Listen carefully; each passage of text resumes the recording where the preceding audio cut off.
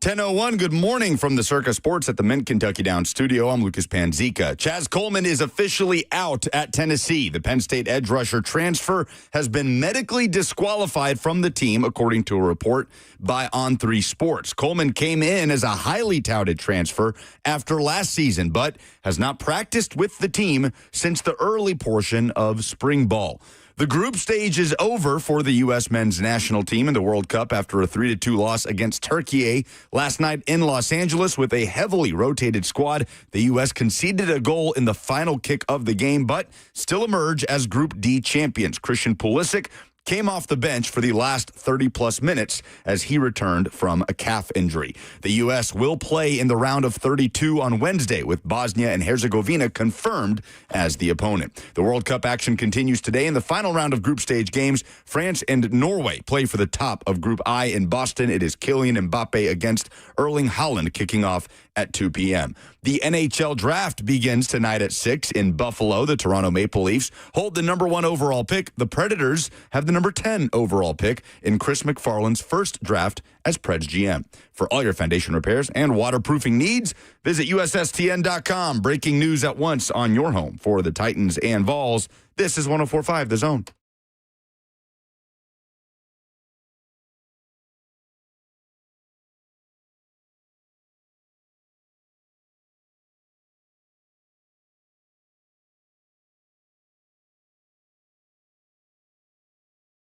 Good morning. Happy Friday. Welcome into 104.5 The Zone. Hope everybody's weekend gets off to a great start. We'll try to play our part in that. We are fueled by Hattie B's Hot Chicken. It's a great Friday when Buck's not here, when we have things to talk about, although not the most positive of things.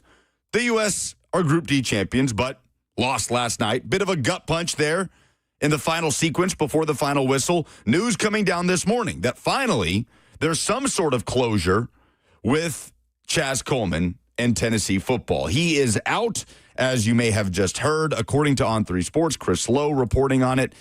Medically disqualified is what they're going with, and it has been weeks that we've pretty much known Chaz Coleman's not going to be a part of things for Tennessee this fall. Now we know for certain. Glad to have you with us on 104.5 The Zone TV, YouTube, Facebook, Twitter, and Twitch, where you can jump in on the F&M Bank chat. 615-737-1045 is how you join the conversation.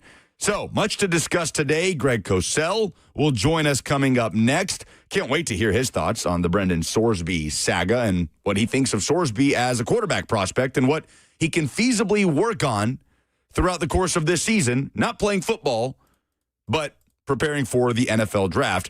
Joe Lowry of the Total Soccer Show from The Athletic will join us at 11:20 for some great analysis of the U.S.'s loss last night and how things set up for them in the knockout rounds. Joe does great work, was there in person covering the game at L.A. Stadium. Did you watch the game, Robert? I did watch the game, and I was happy until I wasn't. Yes. Good way to put it. I was okay with the backups. I was okay with the way things were going. I do not like the flopping. Because in the NFL, if someone falls down and they hold their knee, you're like, oh, no. Oh, no. Oh, no. I don't know the severity of anything. I don't know how hard anything was hit, if anyone is hurt. I can't decipher it. Everyone is a SAG-certified actor. I don't know what to do with it. So was anybody hurt last night? I need you to tell me. Well, Austin Trusty, the U.S. defender that scored the opening goal a couple minutes in, electric start to the game. Which, if you're not betting them to score an own goal every week, dude, what are you doing? Yeah, that one did not go down as an own goal, though it did catch a deflection. Oh, okay. Austin Trusty got the goal, but he was down the longest late in the game and was working through, looked like a hamstring, went to the sideline, looked like the U.S. was going to play a man down for the last couple minutes to see it out. He ends up coming back on the field at some point. Yeah, look, the flopping is an issue, no question. But I do think, like I saw this from Albert Breer of Sports Illustrated, right? I think he's still with Sports Illustrated, complaining about the flopping in soccer. And the video example he provided was this Argentina player where he posts this video. He's like, I mean, come on, this is what I'm talking about.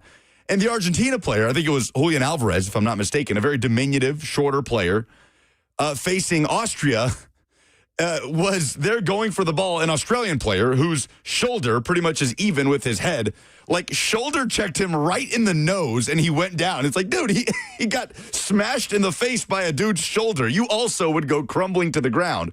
I do think there are moments where, yes, there is an emphatic reaction, but I give some benefit of the doubt for situations that I think are more painful than they look on screen as someone that played the game at a very low level. But, yes, obviously it is an issue.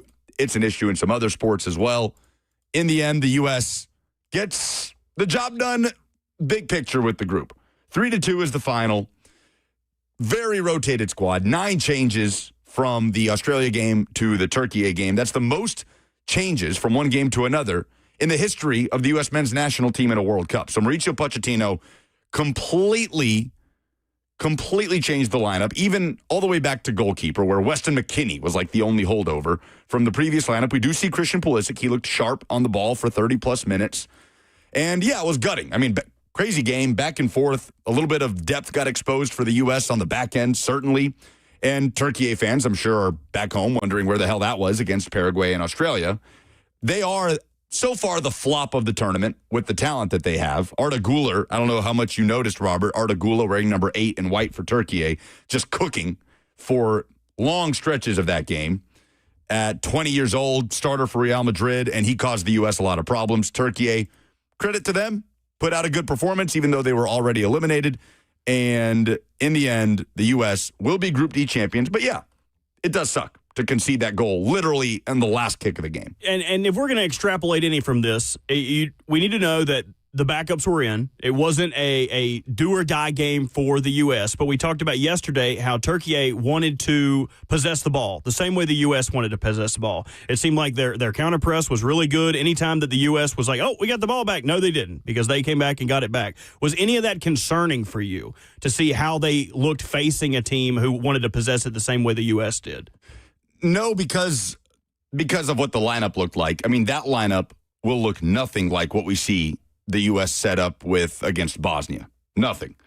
Which is why I kind of wanted to see somewhere closer to a full-strength lineup. Like, I understood why you can't play the guys on yellow cards. No reason to risk that. And I get it. Like, I get Mauricio Pochettino's logic in that. But I would have liked to see the bones of this team have to deal with a possessive team like Turkey. But it is what it is. They found some moments, capitalized on some set-piece opportunities.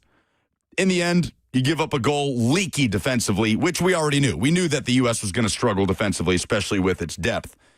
And they go into the knockout rounds. Now, Mauricio Pochettino got a little testy. And this was an interesting worlds colliding moment in the post-game show, Robert, where Mauricio Pochettino, who is from Argentina, who has spent his entire coaching career basically in Europe, and now is the coach of the U.S. men's national team, he's already talked about American sports culture. I don't know if you saw this quote. He said, American sports rewards losers because we don't have promotion relegation and because of the entire principle of the worst team in the NFL or in the NBA getting the best player to encourage parity, which it does encourage parity. But as we know, bad teams stay bad and rich owners stay rich, even if they are owning bad teams. Woody Johnson isn't hurting, even though the Jets have been an abomination for basically as long as any of us can remember.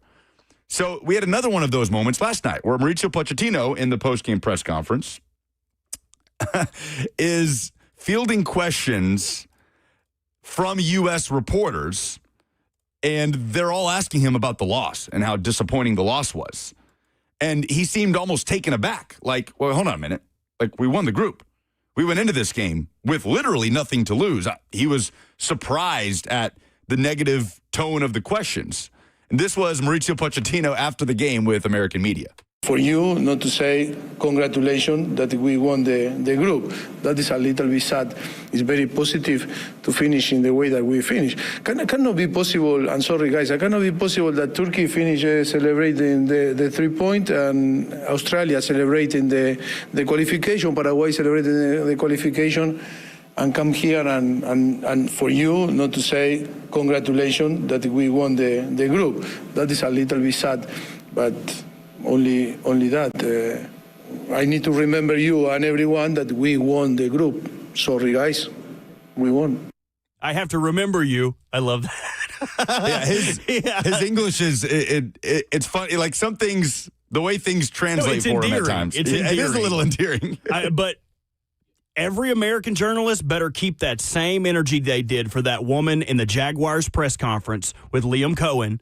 Everybody better call Pochettino goofy as hell for asking for this, because everyone tore that woman apart for thanking him for giving them something worth covering. I understand we it's like church and state with press and sports. We're not allowed to cheer. We're not allowed to root for the team we're supposed to cover. But I thought it was a little aggressive from everyone when that happened to her. Like, oh, you can't do that. That's who you're covering. So everybody better be as goofy back to Pochettino about this as y'all were that little old lady in Jacksonville for telling Liam Cohen thank you. Right. Like congratulating him and we're proud of you, young man. She young manned him. She did young man him. Because you could tell it was a hard moment for him. Like, I don't know. That's a human element, which our society is missing nowadays. To tell, like we talk about it, you don't tell anybody you love them anymore. And reporters, journalists, I feel like beat their chest about this stuff, right? Like, oh, it's a professional. And they care about that stuff way more than any of the public does. Like, I maintain that media that covers the Titans cares way more that Amy Adams-Strunk doesn't get up in front of a podium and speak than the majority of Titans fans do. Some Titans fans have an opinion on it, but for the most part, they just want to win games. They could care less if the owner talks. They just want a good football team. The owner getting up there and speaking into a microphone doesn't make the football team any better. So I don't think most fans care. This was another one of those moments. And, like, I do think some things get lost in translation there. American soccer media does not owe Mauricio Pochettino a congratulations, right? That's not their job. It's an interesting thing, though, when a lot of those reporters that are covering the U.S. men's national team are American and do want the U.S. to succeed. And I don't think that's a terrible thing for you to want your nation to win while you are covering the team. Yes, the reporting can remain objective, and you can also want them to succeed. And that's the case around the world in the World Cup. I mean, media is biased because they're from the nation that they're covering. Like a Argentinian fan covering the Argentinian national team is going to want Argentina to succeed like any other Argentine human being. And I think that's okay. And some handle it differently. But I thought that was interesting, him, demanding congratulations. I think that was a little bit lost in translation and more him just being perplexed at the negative connotation of the presser. He's like, guys, we won. But it's this sort of two worlds colliding where in American sports, it's about winning and losing. If you lost, it's bad. It's a failure. If you won, okay, you did what you were supposed to do. Whereas I think in a sport like soccer, it's so much more about the big picture, right? In a sport where there's draws and it's all about who's at the top of the table at the end so that the best team can be the champion. I think it's fascinating to see those worlds colliding a little bit last night. Yeah, for sure. This was my grandma when we had to put her in an old folks' home. I need to remember you, Anne. Miss you, Mamaw. Shout out, Mamaw. Yeah. Dude, she used to beat the hell out of me with a fly swatter. I love that old woman, but she had a heavy hand. Oh, yeah. That hurt? Don't make me get the fly. Did it hurt? Oh, especially when she swung the handle. Yeah, it hurt. Damn. Yeah, it hurt. I still got a ass look like a screen door. See, my mom just used the flip-flop. See, flip-flops, I feel like, did she throw it or did she, like, hold on to it and put the force to it? Yeah, I got the flip-flop. Basically like a paddle at times in my childhood. I told you my dad's got that. It's like a damn cutting board. He drilled holes in so it was aerodynamic, and he called it Mr. Meaner. He's like, don't make me get Mr. Meaner out. Oh, that's terrifying. Yeah, it was scary. I never got whooped with it. I didn't like getting hit. I didn't like getting whooped. Man. I learned really quick. But my brother, on the other hand, he got holes in his booty from that paddle. Well, a gut punch again. But the U.S. top Group D, and they lost with a very rotated lineup, but they had the luxury of putting in guys that you would not be putting in or starting in any other game when it's win or go home. So it is what it is. They move on and face Bosnia. Wednesday, we'll talk to Joe Lowry about it at 11:20. Chaz Coleman out at Tennessee. Like I said, we knew this. This is not, it's news that it's official, but it's not some sort of revelation that Chaz Coleman's not going to play football for Tennessee this fall. But there's no way to shake it, man. This whole thing's been weird. It's been nebulous. I hope everything is okay with Chaz Coleman, like mentally, physically. We don't know the details, so I'm not going to bash Chaz Coleman. But there's no other way to shake it. This is a massive bust for Tennessee. Massive. It's a huge need going into the transfer portal season. You lose Joshua Josephs to the draft, Caleb Herring to the portal, Jordan Ross to the portal, huge hole at edge, and you go and get the guy, this 5-star prospect coming off his freshman year with a crazy high ceiling that can reunite with the defensive coordinator he worked under at Penn State last year. And it is a complete swing and miss. The only silver lining here, as Austin Price has reported for a while over at VolQuest, is that Tennessee, doesn't still owe Chaz Coleman $2-3 million. No. There's reported numbers all over the place that they backloaded a lot of that money. So the reporting we heard from Austin a few weeks ago is that Tennessee had poured $20,000 to $30,000 into Chaz Coleman. So you're not just sitting there with $3 million in dead money or whatever the actual number is, because these things aren't official or public record. The only bad thing is they can't turn that money back into a player. Exactly. You can't turn it back into somebody who's going to have an impact on your football team. Yeah, you have no recourse. Yeah. And you need a guy like Jordan Norman, who was, nice depth piece to bring in there and be sort of the Robin to Chaz Coleman's Batman, the Tulane edge rusher, had 6 sacks last year for the Green Wave, started his career at South Alabama a couple years ago, experienced player. But now he's got to be like the guy. Although in reality, it's probably going to have to be a collective. Jim Knowles is going to have to earn his money as the highest paid defensive coordinator in the country and manufacture pressure. Guys like Marion Dye are going to have to break through. Tennessee's going to have to find pressure from the interior. I mean, hell, maybe you find ways to generate some of that stuff with this extremely deep linebacker core and use the athleticism of a guy like Arion Carter or this deep defensive backfield. It's going to be interesting, but no question, big blow to Tennessee's ceiling to not have arguably their highest ceiling player not participate this year. But for a lot of Vols fans, it's probably a sense of good riddance. Like, just glad it's over. Let's just move on. Chaz Coleman out at Tennessee. Brendan Sorsby is not going to be in the NFL this year. That was kind of the news of the week to kick things off this week.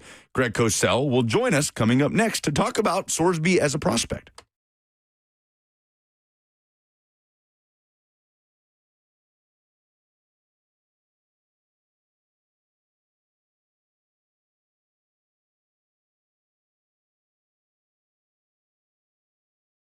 If your energy has been off or you're just not feeling like you're used to, the Tennessee Men's Clinic, powered by Men's Pro, is here to help you because you're not alone. A lot of dudes deal with this. As you get up there in age, your body starts to change. And what you'll like about the Tennessee Men's Clinic is that they've been doing this for years. They're not just the newest fly-by-night place or sketchy online pill. You're working with true medical providers. They run labs and build a plan around you specifically, not some one-size-fits-all type of deal. They treat low performance, ED, weight loss, and even peptides like NAD+. Their treatments have worked for thousands of men, and most guys say they wish they would have come in sooner. Right now, your lab panel and consultation, just $99. So call today at 615-208-9090. That's 615-208-9090, or visit them online at TennesseeMen'sClinic.com.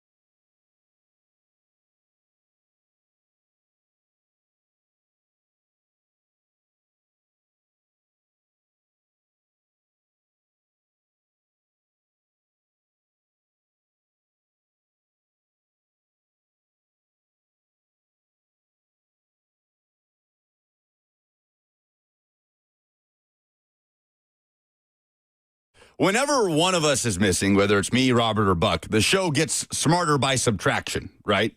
Like the level of intelligence goes up by one of us just not being in the room.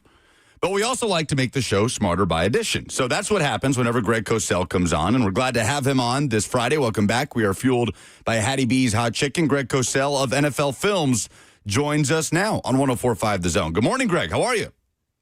Lucas, what's happening?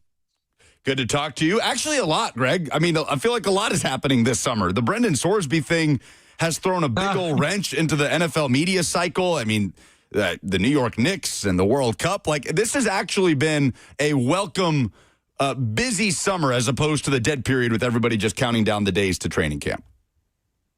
And training camp's late this year. The whole season is late. I mean, I haven't looked at the schedule in detail yet, but I do know that the Super Bowl this year is on Valentine's Day, which it's never been that late. That could cause some problems, I feel like, Greg, the Super Bowl on Valentine's Day. Yeah, I guess it could. I guess that's also, is that President's Day weekend as well? I think it is. That is a positive. I have wanted for years for the NFL to put the Super Bowl Sunday, the day before President's Day. If we can't manufacture a federal holiday for the day after the Super Bowl, at least we can place it before one. But Greg Cosell is with us on 104.5 The Zone. Biggest news of the week in the NFL, Greg, was this Sorsby thing.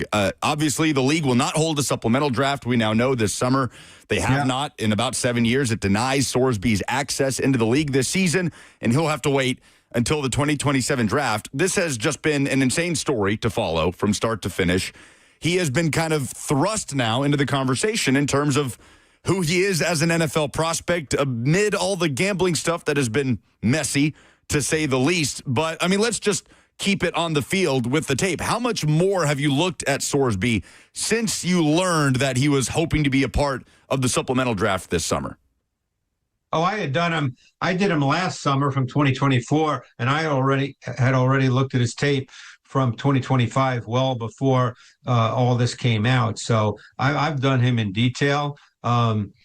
His traits profile, when you look at the arm talent, the athleticism, the mobility, he's got a sense of timing. He's competitive. All that he showed on film in 2024 and 2025 is pretty high level. I mean, he's a first-round talent for sure. Now, again, I don't know what's going to happen this year. It doesn't appear he can play either college football or in the NFL. So if he does not play football this year, I can't speak to how that would impact how teams see him. Missing an entire season is a big deal. But I thought that he was a legit first-round prospect. And I know there's a lot of talk now, and again, you have no idea. There's a lot of talk now about next year being a great quarterback draft. I think we need to wait and see on that. You often hear that, and it never quite turns out that way. Or I should say, it doesn't always turn out that way. So we'll see. But he's a legit prospect. I mean, he's 6'3", 235, and he's very athletic. He's got a big arm. I'm not suggesting he has no weaknesses or nothing to work on, but just when you look at the athletic and physical traits along with the size, Lucas, he's a first-round talent. I mean, to your point about everybody already projecting forward on next year's quarterback class, this time a year ago, Greg, whether it was Nussmeier, Aller, Klubnik, Beck, right? Yeah. We were in a similar position. It was going to be a big-name QB draft, and it ended up being a thinner quarterback draft. So we'll see how it plays out this season. But to throw Sorsby on top of that pile is interesting. I'm curious where you would have had Brendan Sorsby in relation to this past quarterback class with Mendoza and Simpson at the top. Well, I think Sorsby, just in terms of pure physical traits, is better than Simpson. Simpson was a little more refined in terms of throwing with anticipation, throwing with timing. And by the way, those are traits. One of the things that always just boggles my mind, Lucas, with all the tape that I watch, is when people talk about quarterbacks and their traits. And the way most people talk about it is if a guy throws the ball hard and he can run, they say that means he has great traits. But to me, if you talk to coaches, that would be way down their list of traits that are essential to play well in the league. No one talks about timing, anticipation, the ability to see the field cleanly, things like that, which are far more important. And of course, ball placement may be the most important. And I think a perfect example of that, as we look ahead to next year, and of course, this year you still have to play. But I think that's the situation with Lenora Sellers from South Carolina, who I'm sure you're very familiar with, being in the SEC. Everybody says he's got great traits. Well, what are his traits? He's big, he can run, and he can throw it hard. But he really has a very little sense of how to play the position of quarterback in terms of the detail, the nuance, and the subtlety. So, being able to throw with timing, anticipation, those are traits. And those are traits that are more important in the NFL than being able to throw it hard or run around. Well, the interesting thing, and Greg Cosell joining us now on 104.5 The Zone, is that he doesn't really get the opportunity to play football this season, Greg, unless he's playing at the JUCO level or whatever other avenues he may have. This is outside of the tape study aspect, but I don't know that there's going to be a player with more to answer for at the combine or in the pre-draft process next year than Brendan Sorsby. Yeah, and I don't know what Brendan's going to do, this season if he can't play anywhere. Obviously, he'll work with a quarterback coach. He'll do all those things to stay as close to being involved as he possibly can, other than playing games, and he'll get himself as ready as possible for when the college football season ends. And, we'll see what happens. I mean, obviously, because of the way the NFL feels about gambling, he's got a lot to answer for, and he's really going to have to stay on the straight and narrow. I'm sure he intellectually knows that. I certainly can't speak about addictions or anything like that. That's way beyond anything I know about. So I'm not going to go there, but he just will have a lot to answer for, and he has to come as clean as possible whenever he talks to anybody. But, just looking at him as a football player, he's a very talented prospect. There is a lot of football to be played still, but there is the potential for this to be an extremely strong quarterback class in 2027 with Sorsby now a part of it. Is there anybody in particular that you are most looking forward to seeing how they carry into 2026 and into the 2027 draft at quarterback? Yeah, I would say there are two guys that I found, and I've watched the 2025 tape of about 10 quarterbacks already, Lucas. So I've seen these guys in detail. And I would say there's two guys that I'm most fascinated to see. And again, that doesn't mean they're the first pick or the second pick. I'm just giving you, from watching tape, what I see. And that's Darian Mensah, who transferred from Duke and he'll play at the U this year. And the other is C.J. Carr from Notre Dame. And of course, C.J. Carr doesn't have to come out, but, obviously, when quarterbacks have great years, if they're being talked about as a high pick, they more often than not do come out. Those two quarterbacks I found really, really interesting watching their tape, and I'm really curious to see them play this year. Greg Cosell with us on 104.5 The Zone. Switching gears to another big piece of news last weekend here locally. Jeffrey Simmons inking a 3-year extension. It puts him at over $35 million a year. Greg, he is now the highest paid defensive tackle on average annual value in NFL history, the first D tackle to get $100 million guaranteed in a contract, as he's about to turn 29, and we're coming off the best season of Jeffrey Simmons' NFL career. Obviously, he had already been established as an elite player, Greg. We know this. But is there an area in particular where you felt Jeff made the biggest leap in 2025? I would say that the thing that stood out, and this was a function, I'm sure, of his loss of weight, which was obviously a big story last offseason. He's always been country strong. I mean, even in the NFL, he looks stronger than the guys he was playing against, which is really saying something, but he always looked that way. But I thought his quickness, and I'm sure that had to do with the loss of weight. His quickness seemed to reach another level to me. I mean, there were just times he was, and I don't talk like this because, I see tape, every play, but there were times he appeared to be unblockable. He was so quick off the ball. So, I mean, he is just an unbelievable player. What really struck me, because I was at the mini camp last week, what really struck me was the size of the D line for the Titans. And they're probably going to go 8 or 9 deep with players that they can put out there that can play meaningful snaps. But the size of this D line really, really stood out to me. And again, we're late June, Lucas, so I'm not sitting here saying, man, this is going to be a great O-line. They're going to be great. I don't talk like that. You know that. But I mean, just standing, pretty close to these guys, they are some big, big dudes, and that's what Robert Saleh and I know wants, because he's a believer that the D line is sort of your foundation defensively. He's not necessarily a big blitz guy in terms of percentage, so they could easily, as I said, go 8 or 9 deep, depending on who they choose to keep closer to the back end. Which could mean less of a snap count for Jeffrey Simmons, right? And Robert Saleh has talked about that. Jeffrey Simmons has talked about that, of maximizing his impact, creating as many one-on-ones as humanly possible for Jeffrey Simmons. How different do you see him setting up in this Robert Saleh defense compared to what we saw under Denard Wilson last year? Well, there's no question. Again, I don't know exactly what the front alignments are going to be, but I think, this is a defense where when it comes to pure pass situations, third downs, second and longs, whatever, that Robert Saleh wants his D line to be the driving force of the pass rush. He wants to turn these guys loose. And that often then dictates how you align your front. So I'm sure Jeffrey Simmons is excited about that because, now you feel, hey, I can go get the quarterback. The question is, how will offenses respond? Because now you have Franklin Myers who can win. One of the things that stood out about Franklin Myers, and I'm sure it's one reason he's now in Tennessee, when I watched Denver's tape last year, is he can win one-on-ones. So it's easy to say you're going to slide your protection to Jeffrey Simmons, but then if Franklin Myers can win one-on-one, or if Jermaine Johnson can win one-on-one, which he's capable of, then it puts a real burden on the offense and their pass protection.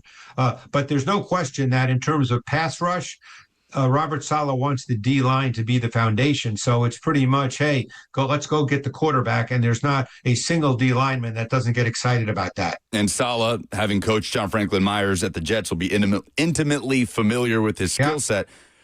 Looking at those two players who are set to line up next to one another a good bit this season, where do you see the biggest similarities and differences in a player like John Franklin Myers and Jeffrey Simmons? As Greg, it's probably the best situation for Jeff since Danico Autry was here and the Titans front had some teeth to it. Well, I think what'll be interesting is I think in their base defense, Franklin Myers will probably play outside at DN, and they'll probably have Jordan Elliott play D tackle next to Simmons, because Jordan Elliott's a big, strong run defender. And then when they go to their nickel, and Robert Saleh's a nickel guy, he rarely plays dime, is you'll see Franklin Myers, I think, move inside. And then the edge player, I guess we'll have to wait and see who that is. But I think at that point, they would want Franklin Myers inside. So in their sub fronts, their nickel sub fronts, the two of them will be next to one another. No one compares to Simmons. I mean, Simmons, you can easily make the case that Jeffrey Simmons, as we speak today, Luke, is the best defensive tackle in the league. And I'm not sure you'd get a big argument about that from many. I mean, he's been so good. And as I said, I thought he added to his game a year ago with the quickness and the first step explosiveness. So that'll be a really good interior pass rush. Jermaine Johnson is a very capable player, a player that I really liked coming out of Florida State. Obviously, Robert Saleh knows him well. In addition, you mentioned Franklin Myers being with the Jets. So is Jermaine Johnson. I think there's a lot there to cultivate with Jermaine Johnson. Again, another guy, when I saw him in person, standing not too far away, I couldn't believe how big he was. But there's he almost looks thin despite how big he is. There's no fat on that guy at all. So, it's going to be a very interesting D line and a very interesting pass rush in their nickel sub fronts. Greg Cosell with us on 104.5 The Zone. Having spent a good portion of minicamp here, watching practice, talking to Titans coaches, we're into year one of the Robert Saleh era. Where do you feel this defense maybe is a little bit light versus what the best version of it could be under Robert Saleh, how he would envision it? Well, he's more of his own guy than a man guy, but I think the corner position on the outside, which was certainly a weakness last year, and I think Denard Wilson basically had to, just play defense to compensate for his corners. I think we're in the wait and see mode with Alontae Taylor and Cordell Flott. Two players I like, but they're obviously new. Taylor I really like. He played more slot in New Orleans than on the outside. But as you know, because he's a Tennessee guy, he was an outside corner at Tennessee. So, he's played outside, and he's physical. He's got a swagger to him. He's one of those guys you like on your back end. Flott's actually got a lot of ability. The thing with him is he's 175, 180 pounds. So now you just have to wait and see, can he hold up on the outside in the league? So I don't think they're like concerns in the sense of, oh my God, we don't have any corners, but it's just a little bit of wait and see, work in progress to see how that plays out.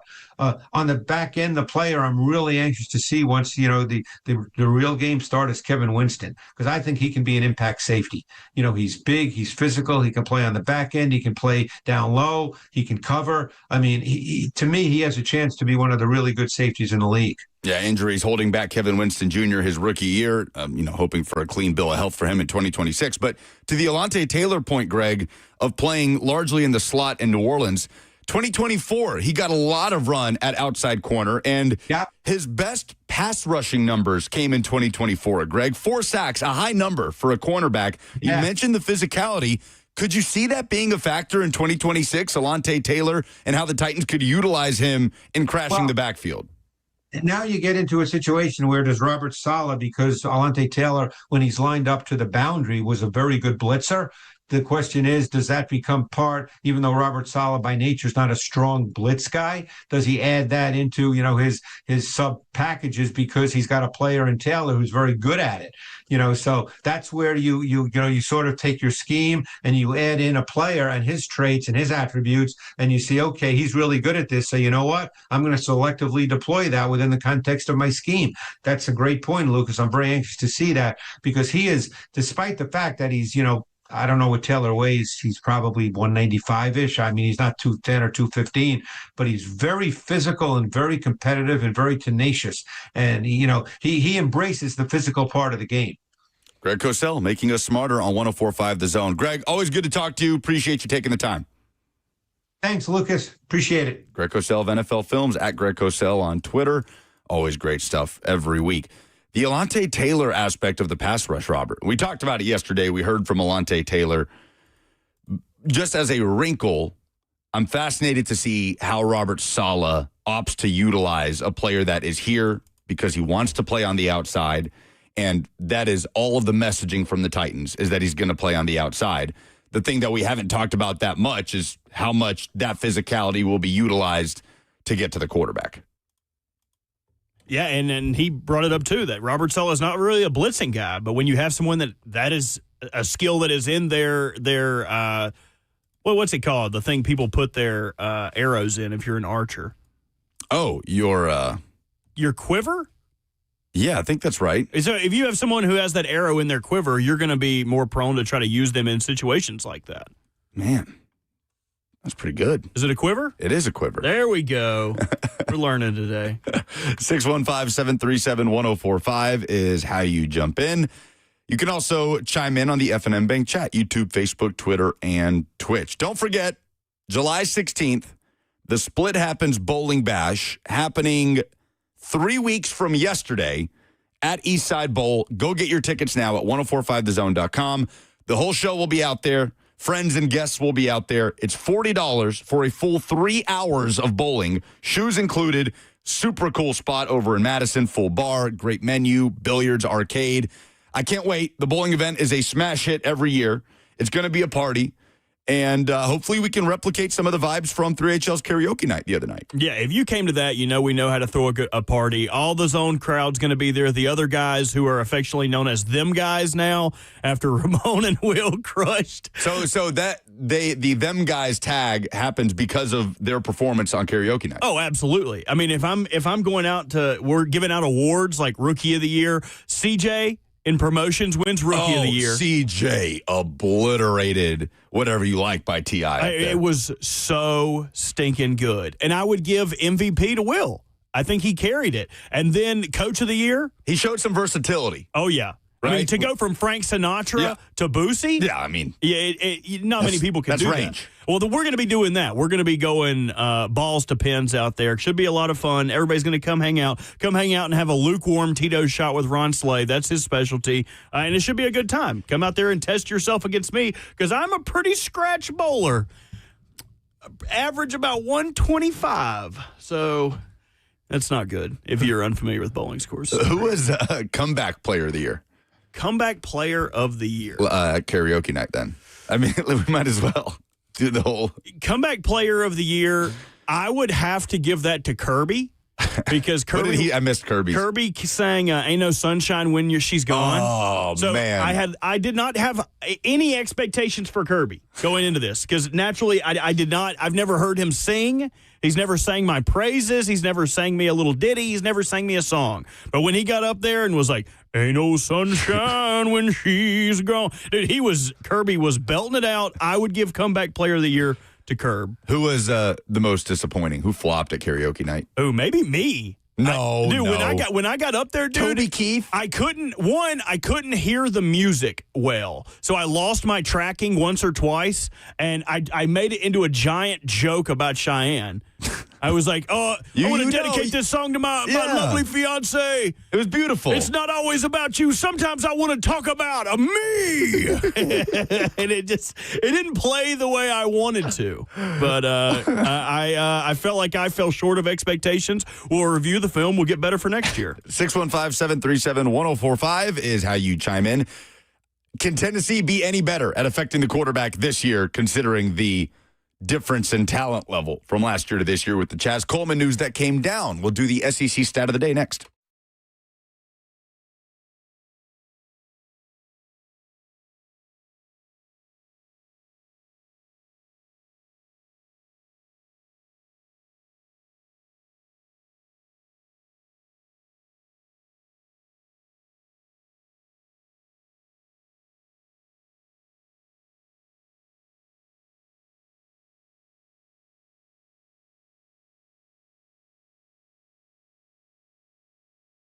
Nothing worse than a plumbing, HVAC, or electrical emergency. Most of the time, you don't know what it will cost or if it'll get fixed correctly or if someone is just trying to sell you something. That's when you call Hiller Plumbing, Heating, Cooling, and Electrical, because the price you're told is the price you'll actually pay. There's no hidden fees or surprises when you get your bill. Hiller has been in business for over 35 years and is family-owned and operated. Their techs are professional, experienced, and trustworthy. When they're on their way, you'll receive a photo of the tech and a link to track them in real time. No more wasting time waiting around. 100% satisfaction guaranteed of happy you'll be, or the service is free. That is the Happy Hiller promise. So visit them online today at happyhiller.com.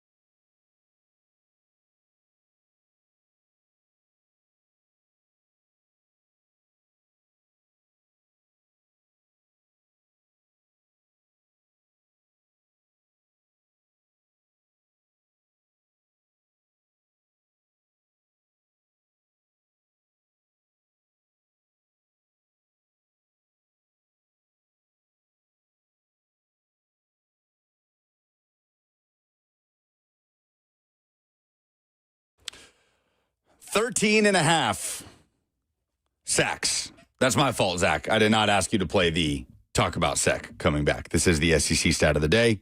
You even asked me. Oh. That was my fault. I had to use the little producer's room.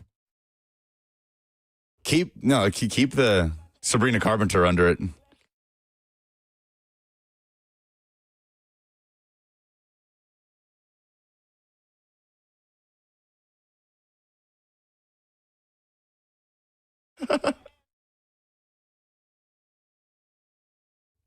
lot going on there. It's auditory assault sometimes is the best way to describe this show. 13 and a half. That's the number. 13 and a half sacks. That's what Tennessee returns in 2026. In case you were wondering, that accounts for 36% of the Vols' sack total of 37 in the 2025 season. Dominic Bailey led the Vols in sacks last year with 5.5. It was a very by-committee approach. Dominic Bailey, the defensive tackle, gone. Caleb Herring, 4 sacks, gone. Tyree West, 4 sacks, gone. Joshua Josephs, 4 sacks, gone. And on we go. Even Jalen McMurray at corner chipping in 2, gone. Jordan Ross, 1.5 sacks. He's out of here. Boo Carter, out of here. I mean, we can keep going down the list. So the news today is that Chaz Coleman is officially not playing football for Tennessee this year. A tumultuous offseason, to say the least. And according to On3 Sports, Tennessee and Chaz Coleman officially parted ways today. Medically disqualified is the phrasing here. Now, my biggest fascination is with why it took so long. Money thing, anything on the medical side that impacts the money side? And what is Chaz Coleman going to do from here? Is he just done playing football? He has no recourse to play anywhere. There's nowhere Chaz Coleman can do. Nowhere Chaz Coleman can go, I should say. Or anywhere he can do. Or anywhere he can do. He's just not going to play football in 2026. He's a young player. He's a talented player. The last time we heard from Josh Heupel on this was in May 27th, rinse and repeating what he said during spring ball. Quote, Chaz has been dealing with some things, and we're here to support him. We'll continue to go through that process. So again, not a surprise, but it does bring back a conversation that we've already kind of had on this show, and that is, why does this keep happening? And Tennessee was able to figure it out with Boo Carter to an extent, in that he was able to come back, earn his way back onto the team. He got on the field, didn't have a high impact, and, we learned he's entering the portal before the regular season's even over. Nico Iamaleava, earlier in that 2025 offseason. And you can't tie those 3 things together with anything specific. But it is something that all falls under that same category. So it's one of those things that you throw your hands up as a Vols fan and you don't know what Josh Heupel could have done differently. What could Josh Heupel have done differently with the Chaz Coleman situation? We don't have a lot of information, but Robert, nothing. I don't know what he possibly could have done differently other than more homework. But even then, he came here under coaches that he had worked with previously. None of it has made sense at any point in time. I mean, and that's kind of the damned if you do and damned if you don't thing with the portal. You have to move quick to get some of these guys. You have to offer big money to entice them to sign, but you don't get any time to spend with them. You don't get to meet them. You don't get to know what their headspace is like. In 3, 2, 1. Hit it.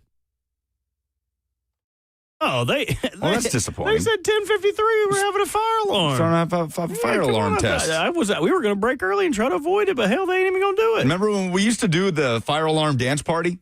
Oh, fire alarm! Yeah! No music. Yeah, there ain't no music. They ain't no somebody play something now. Come on.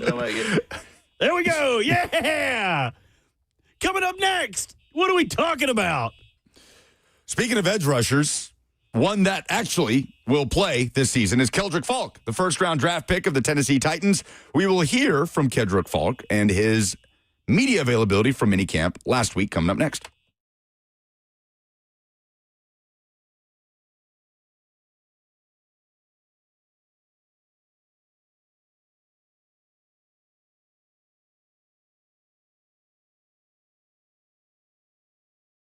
Market for a vehicle and you're looking for a trustworthy dealership, let me introduce you to my good friends at Two Rivers Ford. They've been family owned and operated for over 4 decades, and they do things a little differently than most dealerships. For starters, they have a non-commissioned sales team, so their salespeople are paid to help you find exactly what you're looking for, whatever price range you want to stay in. They're upfront and transparent, and their expert team will help you every step of the way from test driving to financing. And at Two Rivers Ford, they have real prices. Some dealerships will advertise one price online, and then when you get to the dealership, they've added on accessories or service packages that you didn't ask for and have definitely jacked the price up. Not at Two Rivers Ford. At Two Rivers Ford, their advertised prices are real. What you see is simply what you get. Honesty and transparency have been the core principles of Two Rivers Ford since 1983. Local, honest, real. Two Rivers Ford, the South's most trusted Ford dealer.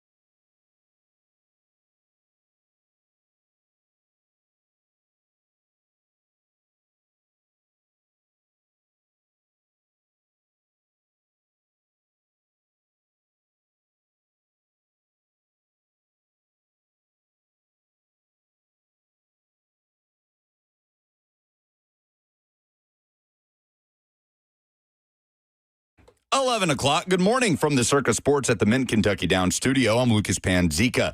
Chaz Coleman is officially out at Tennessee. The Penn State edge rusher transfer has been medically disqualified from the team, according to On3 Sports. Coleman came in as a highly touted transfer after last season, but has not practiced with the team since the first 2 weeks of spring ball. The group stage is over for the U.S. men's national team in the World Cup after a 3-2 loss against Turkey last night in Los Angeles. With a heavily rotated squad, the U.S. conceding a goal in the final kick of the game, they still emerge as Group D champions. Christian Pulisic came off the bench for 30 minutes as he returned from a calf injury. The U.S. will play in the round of 32 Wednesday, with Bosnia confirmed as the opponent. World Cup action continues today. The final round of group stage games, France and Norway play for the top of Group I in Boston. Kylian Mbappe versus Erling Haaland. That's at 2 p.m. The NHL draft begins tonight at 6 Central in Buffalo. The Toronto Maple Leafs have the number 1 overall pick. The Predators have the number 10 overall pick in Chris McFarland's first draft as Preds general manager. For all your foundation repairs and waterproofing needs, visit USSTN.com. Breaking news at once on your home for the Titans and Vols. This is 104.5 The Zone.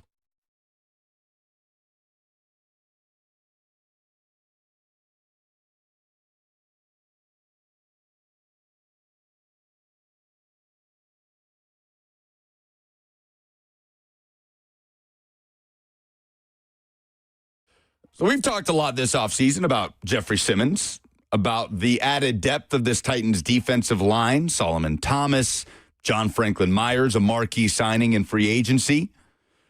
We haven't, I feel like, talked a ton about this edge rusher group. And Jermaine Johnson kind of headlines it after that trade for T'Vondre Sweat.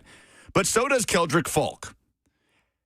And my sort of primary question, Robert, is who will the Titans get more out of in 2026? Keldrick Falk, your first-round draft pick, one of 2, out of Auburn, who is going into his rookie year, has the body type that will fit into this Robert Saleh defense, or Femi Oladejo, who you drafted early in the second round out of UCLA last year, going into his second year after an injury-riddled rookie season where we really didn't get even a chance to see how Femi would grow. You put it this way, Femi did not play a single snap with Mike McCoy as the Titans' interim head coach. And Mike McCoy was the Titans' interim head coach for the vast majority of the season. Because when you look at those two players, very different prospects, different in their traits, length. Femi Oladejo, as we know, a former off-ball linebacker, but drafted in a similar category of player, I would say. Late first round, Femi Oladejo was one of the first picks off the board in the second round. If you had to, and if we had done the polls today, they would have been brought to you by Two Rivers Forward, and one of them would have been, who do you expect more from in 2026? Femi Oladejo in his second year or Keldrick Falk as a rookie? What would your instinct be? My instinct would say Falk 10 times out of 10. Because, and no fault to Femi, he's still learning the position. Falk has a more ready NFL contributor body and frame than Femi does. Femi's built like a Greek god, but it's still the length that Falk possesses is going to get him work on early downs, where Femi is more of like a Sam, like a dude that you would want to be able to drop into coverage. He's got the athletic ability, but just hasn't proven to put it all together yet. I would imagine that despite Falk being so young, I think he would get more run on early downs and probably contribute a little more to this defense. Doesn't help that Femi hasn't been able to contribute much in the offseason program either. So I'm fascinated to watch both of those players come training camp, assuming they're healthy. 615-737-1045 is how you jump in. We are fueled by Hattie B's Hot Chicken, the best in the world. Go check out their new location in East Nashville. Download the Hattie B's app before you do. Great spot to watch all of the soccer action this weekend. Robert, we get Erling Haaland, Kylian Mbappe coming up in 3 hours. I don't know who to pick. This is like Rock Stone Cold, like the third one with a Limp Bizkit. You don't even know what I'm talking about, dude. I know those names. You know all those names. Yeah. It is the greatest wrestling montage of all time, set to Limp Bizkit's My Way. And if you don't watch wrestling, before big matches, they will have a little vignette that they'll play before that reminds you of everything that happened before this, why this match is taking place. It is the greatest wrestling recap video in the history of professional wrestling. You need to go watch the Stone Cold Rock My Way video. It's incredible if you haven't done so. But that's what this feels like. This feels like a WrestleMania matchup. Like, is there like any other opportunity? What's your slumping body language for? Marciano just said in the FNM Bank chat, and he's correct. I just saw this, that Erling Haaland is on the bench tonight. Today. Norway is heavily rotating against France. They're both through. This is a matchup for the top spot in the group, but they are both clinched to go to the knockout rounds, and Norway is sitting Erling Haaland. So we'll see. Hopefully we see him in the second half, and hopefully France doesn't do the same with Mbappe. But that would definitely cut out one of the biggest star power matchups of this entire tournament. Well, that would make Haaland Stone Cold. If you'll remember, Stone Cold was the special guest referee between, I think it was Brock Lesnar, Kurt Angle, and then retired. Dude just split after that. He was like, all right, see y'all. That was my last one. When you see him. So Haaland, and it was indeed his last one. Haaland would be Stone Cold in this case. Well, Stone Cold had a impromptu match at a WrestleMania where he Stone Cold stunnered Kevin Owens, but that's not a real match. That's like anything that happens in Saudi Arabia. Those aren't real canon matches, like Shawn Michaels and Triple H taking on Undertaker and Kane 15 years past all their prime. None of that's real. That's all fictitious fanfic, and I won't listen to any words otherwise. It's like Live Golf, speaking of Saudi Arabia. Like, that didn't really happen, right? it burned bright for like 2 years, but that was a fever dream. Paul Topper in the chat. You think you're special? You do. I can see it in your eyes. I mean, Darius says it was absolute cinema. He gets chills thinking about it. Oh, dude, it is so stinking good. And that match was awesome because up to that point, God, I can't believe we're doing WrestleMania recap. This is range. Again, we talk about range. We just went from Titans pass rush to the World Cup to one of the greatest pro wrestling moments of all time. Well, I mean, in the span of 3 minutes. This was the biggest moment of The Rock's career up to that point because Stone Cold had the first 2 matches. This wasn't even a rubber match. Stone Cold had dominated The Rock at WrestleMania. This was the last thing The Rock needed as a feather in his cap. So him beating Stone Cold, Rock botted him, I think it was like 3 or 4 times to get the win. A huge win in The Rock's career. Stone Cold went off, rode into the sunset. The Rock took the stage as the new main event player in the WWE. It was a huge moment. It was seismic for the WWE. Well, we're not going to get a seismic matchup from the jump, unfortunately, between France and Norway. We'll give you like an hour and a half, see who you want to win that matchup. But let's hear from Keldrick Falk, who spoke with Titans media last week at minicamp. How much farther along do you feel from draft night? Oh man, I feel extremely better than I came in. I done got halfway acclimated. I haven't got it all the way yet, but I didn't got to the point where I feel comfortable just going out there and playing with the guys. The plays and stuff. As far as the plays, I mean, those feel like I know them like the back of my hand right now. So now it's just taking that next step into just, becoming the caliber player I think I am. It's uncommon for the coaches to have the refs blow sack plays dead at practice. How much did you guys like that today? That was smooth. In college, they ain't do that. We ain't do that in college. We was the offense. If the offense bombed us and we thought we had a sack, nah, it was a bomb. It wasn't no sack. So I mess with that. From a technique standpoint and just how maybe you've improved as a player, have you learned some things over the last couple of months? Definitely. As far as how we play stuff up here, it was totally different from when I was in college. So I really had to start from ground zero and just get the fundamentals of how we got off the ball, especially in the attack front that we in. I felt like it took me a week, maybe 2, to get that part down, but once I got that part down, everything else came a little easier. With that attack front, that mindset, that's what's asked of you to do. You don't have to read too much. How much does that excite you to be able to just pin your ears back and go get the quarterback? Man, that's what I like. That's what I wish I, really could have did in college. No, don't get me wrong. I love what I did in college, but if I could have just got off the rock like how I am now, man, it would have been a really, really fun year. Like, it would have been a really fun couple of years. It was still fun, but I really love playing in this type of defense. What do you think of some of the things that White Cotton and Tanzel Smart that they're doing with you, like with the ball they throw it at you to make sure you get your hands up, and the football on the string and all those things? Straight eye discipline. Everything we do is off eye discipline. If you watch our drills, you see us keying the ball. He say we don't move until that ball moves, so he throw any distractions, he can push us. You see sometimes he even throw the tennis ball at us, like, but he just like that, just he just callousing us in that in the like watching that ball, keying that ball, and whenever it flinches, we gone. Is there a moment through a rep where it kind of clicked for you that this is the kind of defense you fit in, or that this is the kind of defense that's more fun for you than what you were talking about? It really wasn't even a rep. It was just me, looking through the install of it. When you just watch the tape and you see guys just getting go, and there's really nothing else to it but go. I mean, I don't feel like any D lineman would say no to that. Like, any D lineman would love to just go every play. What is your focus or plan these next 40 days as you kind of make a training camp?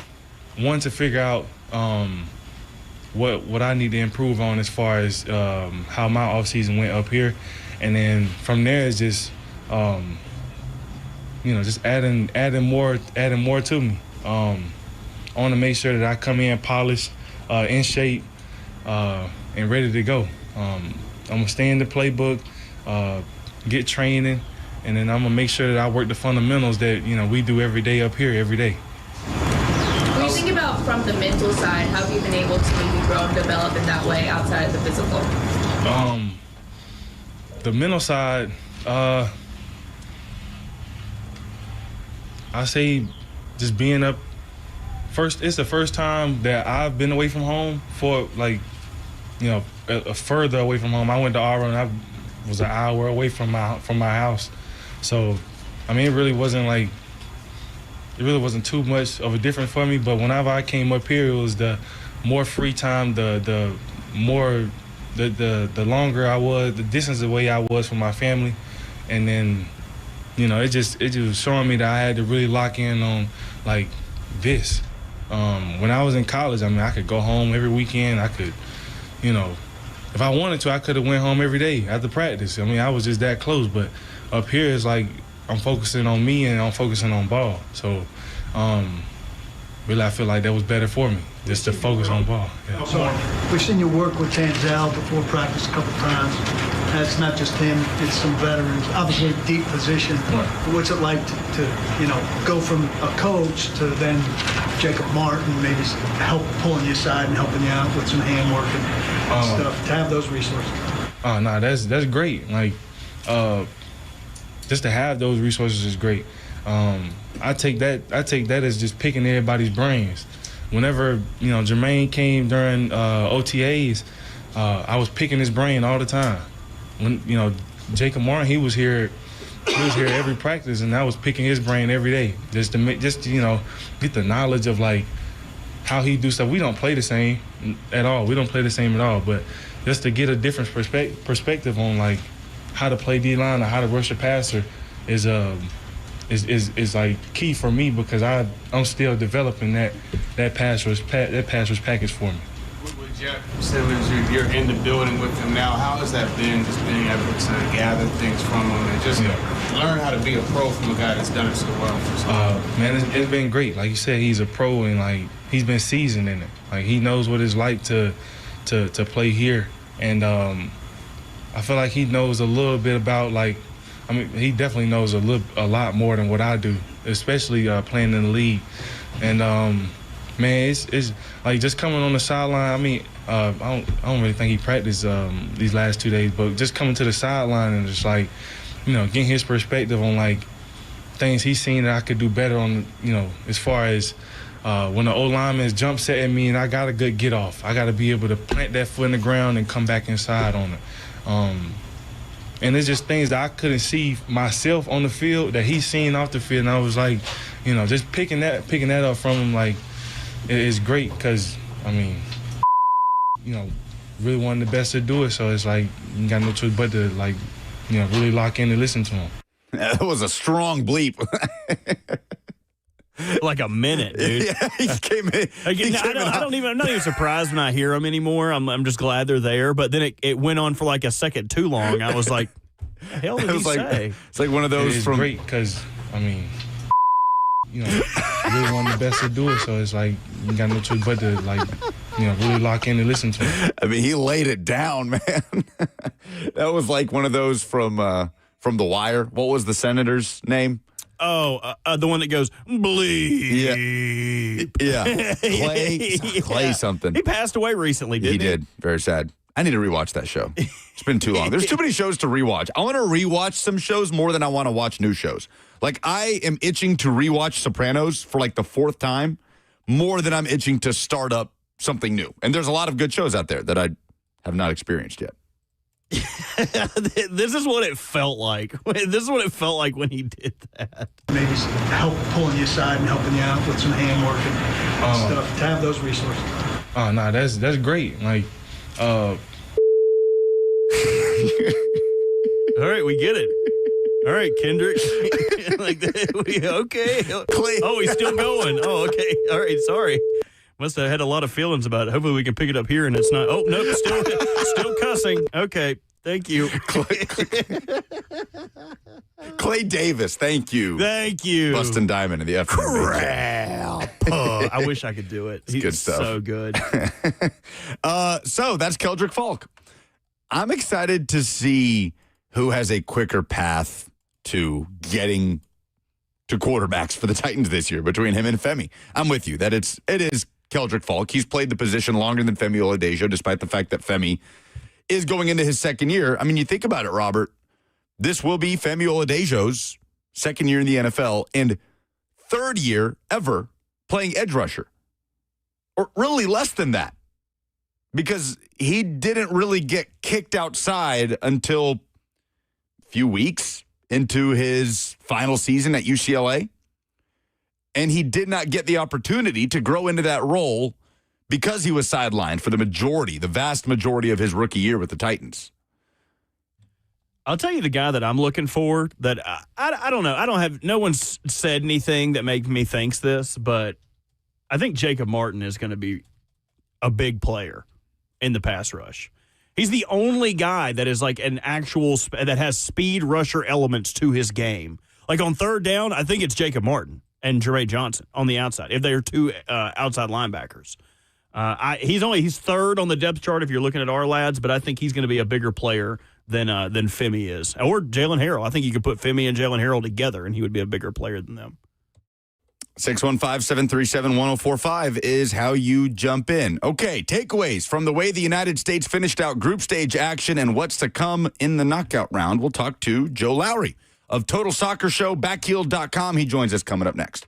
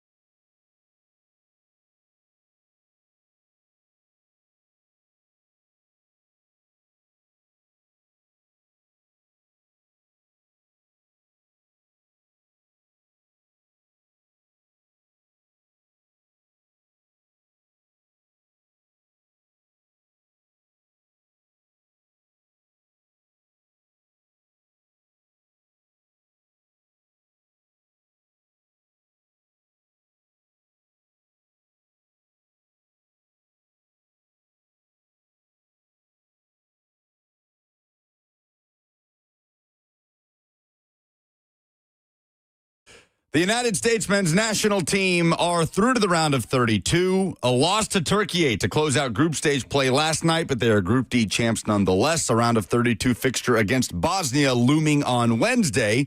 And here to talk about it is, in my opinion, one of the best currently doing it in American soccer media, Joseph Lowry. You can read him on backheel.com. He has work on ESPN, The Athletic. You can hear him on the Total Soccer Show, which I am a huge fan of on The Athletic. Joe Lowry joins us now on 104.5 The Zone. Joe, good morning, man. Good to have you. Hey, good morning. Thank you so much for having me here. You were in person there in Los Angeles, at Los Angeles Stadium, watching that 3-2 defeat. Mixed feelings, I'm sure, right? A gut punch at the end, maybe some depth exposed from this team, but that's because this team had the luxury of testing its depth. Yeah, it's a weird position to be in where it feels like a lot of the sentiment coming out of last night is mixed. But the reality of the group stage is that the U.S. passed that test with flying colors. To be in a position to be able to rotate and only play Weston McKennie, the only starter who saw the field last night for the U.S. in the 11 initially anyway. That is a huge success. It is uncharted territory for the U.S. men's national team. Of course, the group, not the most difficult group. There's no doubt about that. That's the luxury of being a host nation. But the reality is this team did exactly what it needed to do. And you want to be in a position to give guys like Mark McKenzie and Miles Robinson and Joe Scally and everybody else who played last night in the 11, you want to be able to give those guys minutes. And so that Mauricio Pochettino could do that, I think, is a massive success. Were you on board with Christian Pulisic playing as much as he did, coming on in the 57th minute, if I remember correctly? And now that we know he didn't get hurt and we have that hindsight, what did you think of the impact that he brought off the bench? Yeah, I mean, it's always difficult to answer those kinds of questions because I'm not a doctor and I'm not able to see what sort of information the U.S. medical staff had about Christian Pulisic's calf. I will say that he played, and Mauricio Pochettino talked about how the goal last night was not just to win the game, which of course they didn't do, but was to give Christian Pulisic 30 or 40 minutes. That makes me think that it absolutely was the right call. If that's what Pochettino's fitness medical advisors are telling him, I have no reason to argue with that. And I thought he looked, Christian Pulisic, really good when he was on the field. He was transformative for the U.S. last night. His change of pace, his ability to beat players on the dribble, his quickness, his speed, all of that was there for the U.S. last night. And I think there's no doubt about it for the U.S. to do what they want to do this summer in a bracket for the knockout rounds that is shaping up to be quite favorable until they reach the quarterfinals. They're going to need Christian Pulisic on the field, right? To do the things that they've dreamed of doing since they were children, these U.S. players, they're going to need him. And so that we saw him for a chunk of last night, that he looked good, didn't seem to have any setbacks, is again, a massive success. He's brought a spark every time we've seen him so far in this tournament, which has been limited. 3 games this team has played. The sample size for Christian is less than 90 minutes, Joe. But is this the most fun that you've had watching Christian Pulisic in a U.S. uniform?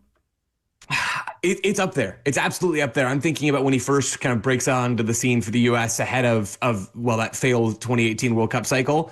That just realizing, the U.S. can produce a player like this. That was a pretty special feeling that I'm not sure I've felt since then. But I think this is Christian Pulisic near or at his best. I mean, those 45 minutes he played against Paraguay were, I think, the best that we've probably seen from him in a U.S. shirt. And so through that lens, absolutely, I think this has been a really enjoyable experience for everyone. And that the U.S. managed to lock up a spot in the knockout rounds with Christian Pulisic playing 25% of their meaningful minutes, 25% across the first 2 games. He played 1/2 of 4. I mean, that's a really, really nice place to be in for the U.S. and illustrates their depth and quality as well. Joseph Lowry is our guest on 104.5 The Zone, at Joe C. Lowry's, where you can follow him on Twitter. Does great work covering American soccer writ large, not just the U.S. men's national team. What about this setup with Mauricio Pochettino in charge do you feel is highlighting Christian Pulisic's strengths the most? I think the fluidity that we're seeing on the left side at this tournament in particular, where Anthony Robinson in possession will push forward on the left, and Christian Pulisic then will be in that left half space. And there's a lot of ability to rotate between those two players. Pulisic can drift wide if he wants to and pick up the ball. He can stay centrally. He can drop a little bit deeper, or he can run in behind. It seems like the emphasis on fluidity and also those dynamic movements in behind opposing back lines have really helped Pulisic, because that's where he's at his best. Christian Pulisic is when he can knife in behind opposing back lines. And that has been a huge feature of the U.S. attack at this World Cup, maybe more than we've ever really seen it before. It seems like Pochettino has a very good understanding of how to get the best out of Christian Pulisic and what Pulisic is really exceptional at. Which, if we rewind to a year ago at this time, Joe, it's nice to hear you say that sentence, right? When last summer it was Christian Pulisic not wanting to participate and needing a break and not being a part of things with the U.S. at the Gold Cup. And there was this tension there, and the vibes were all over the place. Have you at any point really sat back to think about the last year and a half of the Mauricio Pochettino era and the wide range of vibes that we've had, where it's almost felt like, Joe, he's just been messing with us this whole time, has had his hand up like, I got it, I know what I'm doing. And it has been hard to argue the results through the first 3 games of this competition. Yeah, and not just us on the outside, but also I think his players. You mentioned Christian Pulisic in that back and forth around the Gold Cup last year, where Christian Pulisic wanted to be able to take the Gold Cup off after a couple of long seasons with Milan, and also looking forward to another long season and also the World Cup that we're watching right now. And so Pulisic told Mauricio Pochettino and his staff, hey, I'd like to come in for the 2 friendlies before the Gold Cup, but I'd like to take the Gold Cup off. And Pochettino said, thanks, but no thanks, pal. Like, we're doing fine without you. It was a big moment, right, to have that sort of play out in the public space. Pochettino didn't seem to care all that much about that, at least not publicly. Then you have Weston McKennie not being selected for a roster last fall for really reasons that didn't line up. This has been Mauricio Pochettino, and he's talked about this, resetting the culture in this U.S. team ever since the U.S. fell to Panama in embarrassing fashion in the Nations League on home soil at SoFi Stadium, the very same stadium where they had maybe their greatest World Cup performance ever, a year and a half or so later. That was a moment that triggered Pochettino's reset. And he has talked publicly about, the culture wasn't where it needed to be. And so there have been a lot of interesting personnel decisions along the way, but I think those served a purpose, which is to get players who were always going to be the crucial players to realize, hey, there is at least a sliver of a possibility that if you are not stepping up to the plate here culturally, you're not going to be in this roster. And it does very much seem like so far it has worked. And obviously, the vibes have been overwhelmingly positive with this team since the start of this competition. So it's interesting yesterday with a last-second loss, essentially, to Turkey. And you were a part of that press conference with Mauricio Pochettino. We played some of the audio at the start of the show, Joe. I don't know that he was expecting that tense of an atmosphere, getting questions about the loss and a disappointing result. And he seemed a little taken aback by it. Was that to you kind of a worlds colliding moment of American sports culture and losing is bad and winning is good no matter the circumstance versus, maybe the world Mauricio Pochettino comes from where it's so much more about the big picture, if that makes sense? No, I think that's a really great way to phrase that. I hadn't considered it quite from that angle just yet, but I really do like that. I think this was, first of all, Pochettino, I do think even kind of brought some negativity into that press conference before he was confronted with questions. U.S. players coming to the mix zone last night were not especially eager to talk, and that's understandable after a loss. But there were a lot of, I shouldn't say a lot, there were a handful of U.S. players that when asked to speak just kept their head down and walked out, right? Which again, that does happen.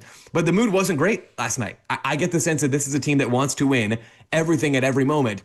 At the same time, what you're saying is right on the money, where this is a weird position as American soccer. We're not used to being in a position where the U.S. men's national team was already qualified with a game to spare and a game doesn't matter. And so I think some of the questions reflected that, and Pochettino did take some issue with that. He talked about, when asked about momentum and is there a loss of momentum from a loss like this, he seemed genuinely confused and raised the idea, well, what was I supposed to do? I play these players and you take whatever happens with them, right? You take the win, the loss, or the draw with the backups. Or am I supposed to play the first choice guys, 4 of which were at risk of yellow card suspension, or risk an injury, or risk an issue to a key player and lose them for the next round? Like, what do you want me to do? And I'm completely sympathetic to that. I think Pochettino absolutely did the right thing with his lineup yesterday. I do not think the result matters. Of course, you prefer to win or draw than lose, obviously. But the reality is that is going to be a blip. That it's absolutely going to be a blip. And these groups, this group of players are professionals, and they understand how to manage coming back from a game like this in this context that means so little. So yeah, it's possible the momentum took a little bit of a ding, and Pochettino, of course, didn't concede that point. You wouldn't expect him to. But the reality is he did what he needed to do. The box is checked, and now it's time to move on. And despite the loss, it was cool to see some guys take their opportunities last night. Sebastian Berhalter getting his first career USA goal, certainly in a competition of this caliber. Very cool to see. But there were struggling performances last night as well. Guys like Tim Weah, Miles Robinson didn't necessarily cover themselves in glory. But was there anyone in particular that got an opportunity that you felt asserted themselves last night as somebody that could make an impact in the knockout round? Yeah, Berhalter, I think, is the closest one. Last night was an odd game because I think in so many ways, and maybe other people would disagree with this, but for me, this was a game that confirmed a lot of my priors coming into the tournament, which is center back depth is a problem. And that's going to be a longer conversation after the World Cup when you would assume Tim Ream gets a send-off friendly and kind of rides off into the sunset, right? Mark McKenzie, you didn't mention his name, but I thought he was extremely, extremely rough on that first goal that Turkey scored. Miles Robinson maybe a little slow to react on the second goal. Matt Turner, I thought, you run through the list of players on the defensive depth, I thought, struggled. Tossin and Austin trusts the ankle injury, and we don't know exactly what his status is going to be moving forward. He finished the game, but clearly was not right in that moment. There are real concerns there, and there always sort of were. On the positive front, I think Berhalter is the one that you look at. We already knew that Sebastian Berhalter, if you've watched him at all, for club in Vancouver, in MLS, or for country with the U.S., his set piece service and his ball striking is top tier, right? Not just in the U.S. player pool, but globally. The way he strikes the ball is fantastic. Still, I think there were some moments last night you could see he was a little bit rough in his distribution deeper in midfield, had some great diagonals as well, but is still learning. And to be fair to the guy, he was playing in a more unfamiliar role without Tyler Adams, without Christian Roldan. He was playing as the deepest midfielder. And that's not a role that he's played at all for the United States and has played very rarely for Vancouver. So again, there's some learning curve there. But if you're looking for positives, I think he was the one. And everybody else is still very much scratching and clawing and hoping for a few minutes here and there in the knockouts. Credit to Turkey, too, right? Joe Lowry joins us now on 104.5 The Zone. Arda Güler was just awesome to watch last night. Just the cherry on top, the nutmeg of Christian Pulisic to set up that game-winning goal at the end. At some point, you got to tip the cap, right? And I imagine it was very frustrating for Turkish fans watching that performance after the flop that Turkey has been in this tournament. At the very least, Joe, maybe a good test for this USA team that has not seen that profile of a team in this tournament, even if it was with guys that largely aren't going to be starting in the winner-go-home matchups. Yeah, very much so. I mean, Turkey are a talented team. You mentioned Güler. I mean, he was the best player on the field yesterday. This is a team that didn't play their best in the first two group stage games, I'll concede that, but took 62 shots and didn't score a goal. I mean, there is a little bit of sometimes the ball is just not bouncing your way about Turkey's 2026 World Cup performance. It was a mixed lineup from them, about 50-50 in terms of first choice players based off of the first couple of games of the tournament, and then some new players in the 11 as well. The U.S. did not obviously have a 50-50 lineup. It was a 10 bench players and one starter lineup for Mauricio Pochettino. It's great experience. It's great experience for players like Sebastian Berhalter, great experience for players like maybe Zendejas or Tim Weah, guys that could be in the pool moving forward in a position of need for the U.S. You want them to get games like this. So I think it's great that the U.S. had the chance to play against some of the superstars in that Turkey team. I think about Kenan Yildiz as well on the left wing. There was real quality, and they had to be dialed in for that game, and they played a decent game along the way.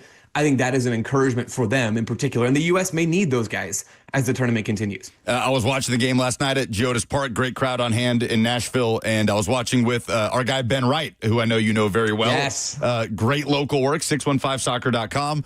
And Ben fed me this stat, essentially, that Turkey, the first team in the history of this competition to go 2 games with 70% possession and 0 goals to show for it. Just an insane stat. Absolutely insane. Wow. So they at least go home on a positive note. The U.S. goes to the knockout rounds to face Bosnia. What kind of challenge do you anticipate Bosnia posing for this group on Wednesday?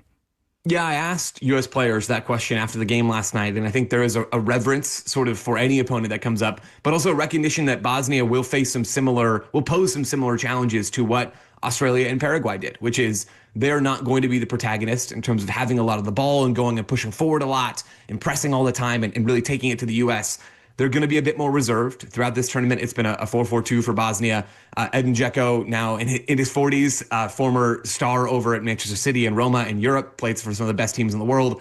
He is still a huge part of this team. And that tells you a little something, right? It tells you that this is not the most talented team that you could be facing if you're the United States. Bosnia and Herzegovina is a phenomenal draw. There's no way around it in the round of 32. The U.S. will be favored, but they're going to have to break down another defense. And they've had to do that in the 2 games that have mattered so far at this tournament. They have some momentum doing that. I think they showed some tactical principles and some execution from a player standpoint that could really help them do that. But this is undoubtedly a great draw, and it's going to be a familiar feeling game, even if Bosnia, of course, have their own interpretation of how they want to execute that defensive game plan. Joseph Lowry, backheel.com, our guest. You can hear him on the Total Soccer Show and Athletic Podcast. Incredible work breaking down every day of this World Cup and, of course, the USA action as well. To switch gears a little bit, I wanted to ask you about how excited you are to watch France and Norway battling for the top of this group. We know now that Erling Haaland will start this game on the bench, which selfishly is a shame for us as fans that we don't get that matchup, Mbappe versus Haaland individually from the jump. But I guess the question here, my producer here, Robert, who has parachuted into this thing and has never been a soccer fan, but has been kind of captured by this tournament. He asked a great question the other day. Are we spoiled as Lionel Messi is doing his thing and the longevity is just unthinkable? And then there's the blistering pace that Kylian Mbappe is on, and Erling Haaland, and even Cristiano Ronaldo, Joe, for all of his faults, making history the other day. And we have iconic players in every World Cup in the history of this competition. But are we somewhat spoiled with just the star power and the way it has shined through the first couple of weeks? It feels that way, doesn't it? I mean, this has been, of the World Cups that I've watched in great detail in my lifetime, this has been the one that feels the most top heavy. And I don't think that's a bad thing, really. As a neutral watching a lot of these games, it has been an absolute blast to get to see these star players turn up. I'd even toss Harry Kane into that mix. Of course, not the performance that he and England would have wanted against Ghana in their second group stage game in that draw, but he was amazing against Croatia and completely ran that game for England in a way that you don't see a lot of players run a game anywhere in the world. The amount of top players that are turning out. I'll toss even one more onto the pile. Lamine Yamal in Spain taking the field later on today against Uruguay. Yamal has not been healthy, but he turned up in that game that Spain had against Saudi Arabia and helped key a lot of their strong start in that first half in a big win. There are so many players that have turned up, and that's not even getting to the breakout stars like Jan Diomande, who was amazing in Germany this past club season and is in line for a big move, or Yassine Bouhaddi for Morocco, who was excellent in Ligue 1 this past year as a teenager and has been elite at the World Cup for players at any age in his central midfield position. He's likely going to be moving to a big club in England or somewhere else in Europe very, very soon. Whether it's the existing stars, the biggest names, the greatest player of all time, Lionel Messi, and the players just underneath him, or the newcomers on the block, there have been so many top performances this summer. And I think that's a huge part about why this World Cup, I think, has been so much fun. We have 2 more days of group stage action. What are you most looking forward to today and tomorrow? Yeah, I think for today, I am very intrigued to see who ends up topping the France, Senegal, Norway, Iraq group. France and Norway, of course, having the chance to go and settle that later on today. There is value in seeding here as far as setting up a favorable run for the knockout. So getting to see exactly how Norway stack up against France, even though it will not be Norway at full strength. France, I imagine there'll be some slight changes there in how they approach things. That is something I'm very, very interested in. And then getting to see more of Lionel Messi tomorrow as well, I think is going to be an absolute blast. He has been unbelievably good for Argentina so far at this tournament. He has keyed everything for them. While there's still an excellent structure around him that plays to his strengths, this doesn't look like Messi at 39 now after his birthday on Wednesday. This looks like the best player in the world still, which is just mind-boggling to me. You said the word longevity. I think that absolutely hits. And then, of course, to see who ends up topping Group K as well with Colombia and Portugal. Portugal starting slowly. Then Ronaldo and the structure around him, I thought, looked better in their win over Uzbekistan in their last time out. But seeing if they can manage to push past Colombia, that's going to be another big stakes game as well. Joe Lowry with us talking World Cup. One more on the way out for you, Joe, because you mentioned Lionel Messi and what Argentina is doing. He will be here August 15th with Inter Miami to face Nashville SC at Geodis Park. We're rewinding a little bit to earlier this year. I know we're all in World Cup mode, but how impressed have you been watching what BJ Callahan has done with this Nashville SC squad at the top of the MLS standings? It's been a delight to watch. I mean, there are so few teams in MLS for the neutral that are more entertaining to watch. And it looks like there are so few better teams in MLS who are better coached, right? And credit to Mike Jacobs and the front office as well for identifying top talent to fit into this team. Think about how well Nashville has scouted under-scouted markets, I think, in MLS. Think about Scandinavia primarily, or going and finding undervalued MLS young players. Think about Reed Baker-Whiting and the valuable minutes he's played. I mean, when you see Nashville top into Miami in CONCACAF play, there's a lot to like there. That is not an easy thing to do for an MLS team. And Nashville were the better team, narrowly, but the better team across those two legs and deserved winners. And they are a team that could absolutely do the Shield and MLS Cup double this year. I don't have any doubt about that. The star power with Mukhtar and Suraj up top and the spine behind those players, the creativity on the right side, adding Espinosa over the offseason, it's just been one hit after another. And so rarely have we seen, I think, a team of Nashville's quality in MLS. This is a special season. It's a special group of players. And I think what the coaching staff and front office have built is likely going to last as well, even if that means that BJ Callahan ends up in a different job before terribly long. Well, I know Nashville fans certainly hope that's not the case. July 17th, Nashville returns to action against Atlanta United just a few days before the World Cup final. Joseph Lowry has been our guest. Man, really appreciate the time and the insight. Thank you so much for having me. Joe Lowry with us on 104.5 The Zone. Backheeled, The Guardian, The Athletic Total Soccer Show, my go-to soccer podcast when it comes to World Cup recaps, USA previews and recaps. Joe Lowry and that group do an awesome job. If anybody's jumping in or if you're already a soccer fan looking for that type of content, I mean, they absolutely crush it over there at TSS. So, great stuff. USA taking on Bosnia next Wednesday. What do we have? Or the Unmarried Father, which is an amazing chat name on the FNM chat, asks, as far as knockouts, if we lose Wednesday, are we out of the World Cup? It's one and done from here. No more draws. No more group stage scenarios. Group stage play today, and then it wraps up tomorrow. Starting Sunday, the round of 32 begins, bracket style, win or go home. Tied after 90, it goes to extra time. After 30 minutes of extra time, penalty kicks. The U.S. in action Wednesday. What do we have to give away for Friday Fire? We got Post Malone tickets it says it's at Nissan Stadium. I believe we've been saying previously that it was Bridgestone Arena. Okay, it is at Nissan Stadium. It is at Nissan Stadium on the 4 days from now. Okay. Next Tuesday. Tuesday. To see Post Malone, all you got to do is tell us your Friday Fire, the most positive thing that you have seen in sports this week. 615-737-1045. The best submission headed to see Post Malone Tuesday. We'll do that next.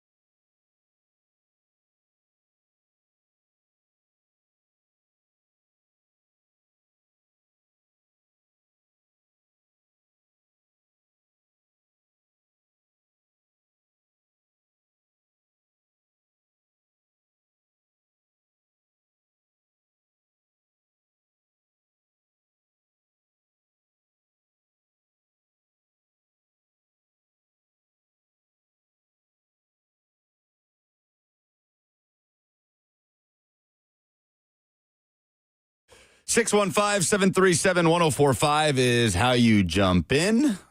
What's the most positive story you have seen in sports this week?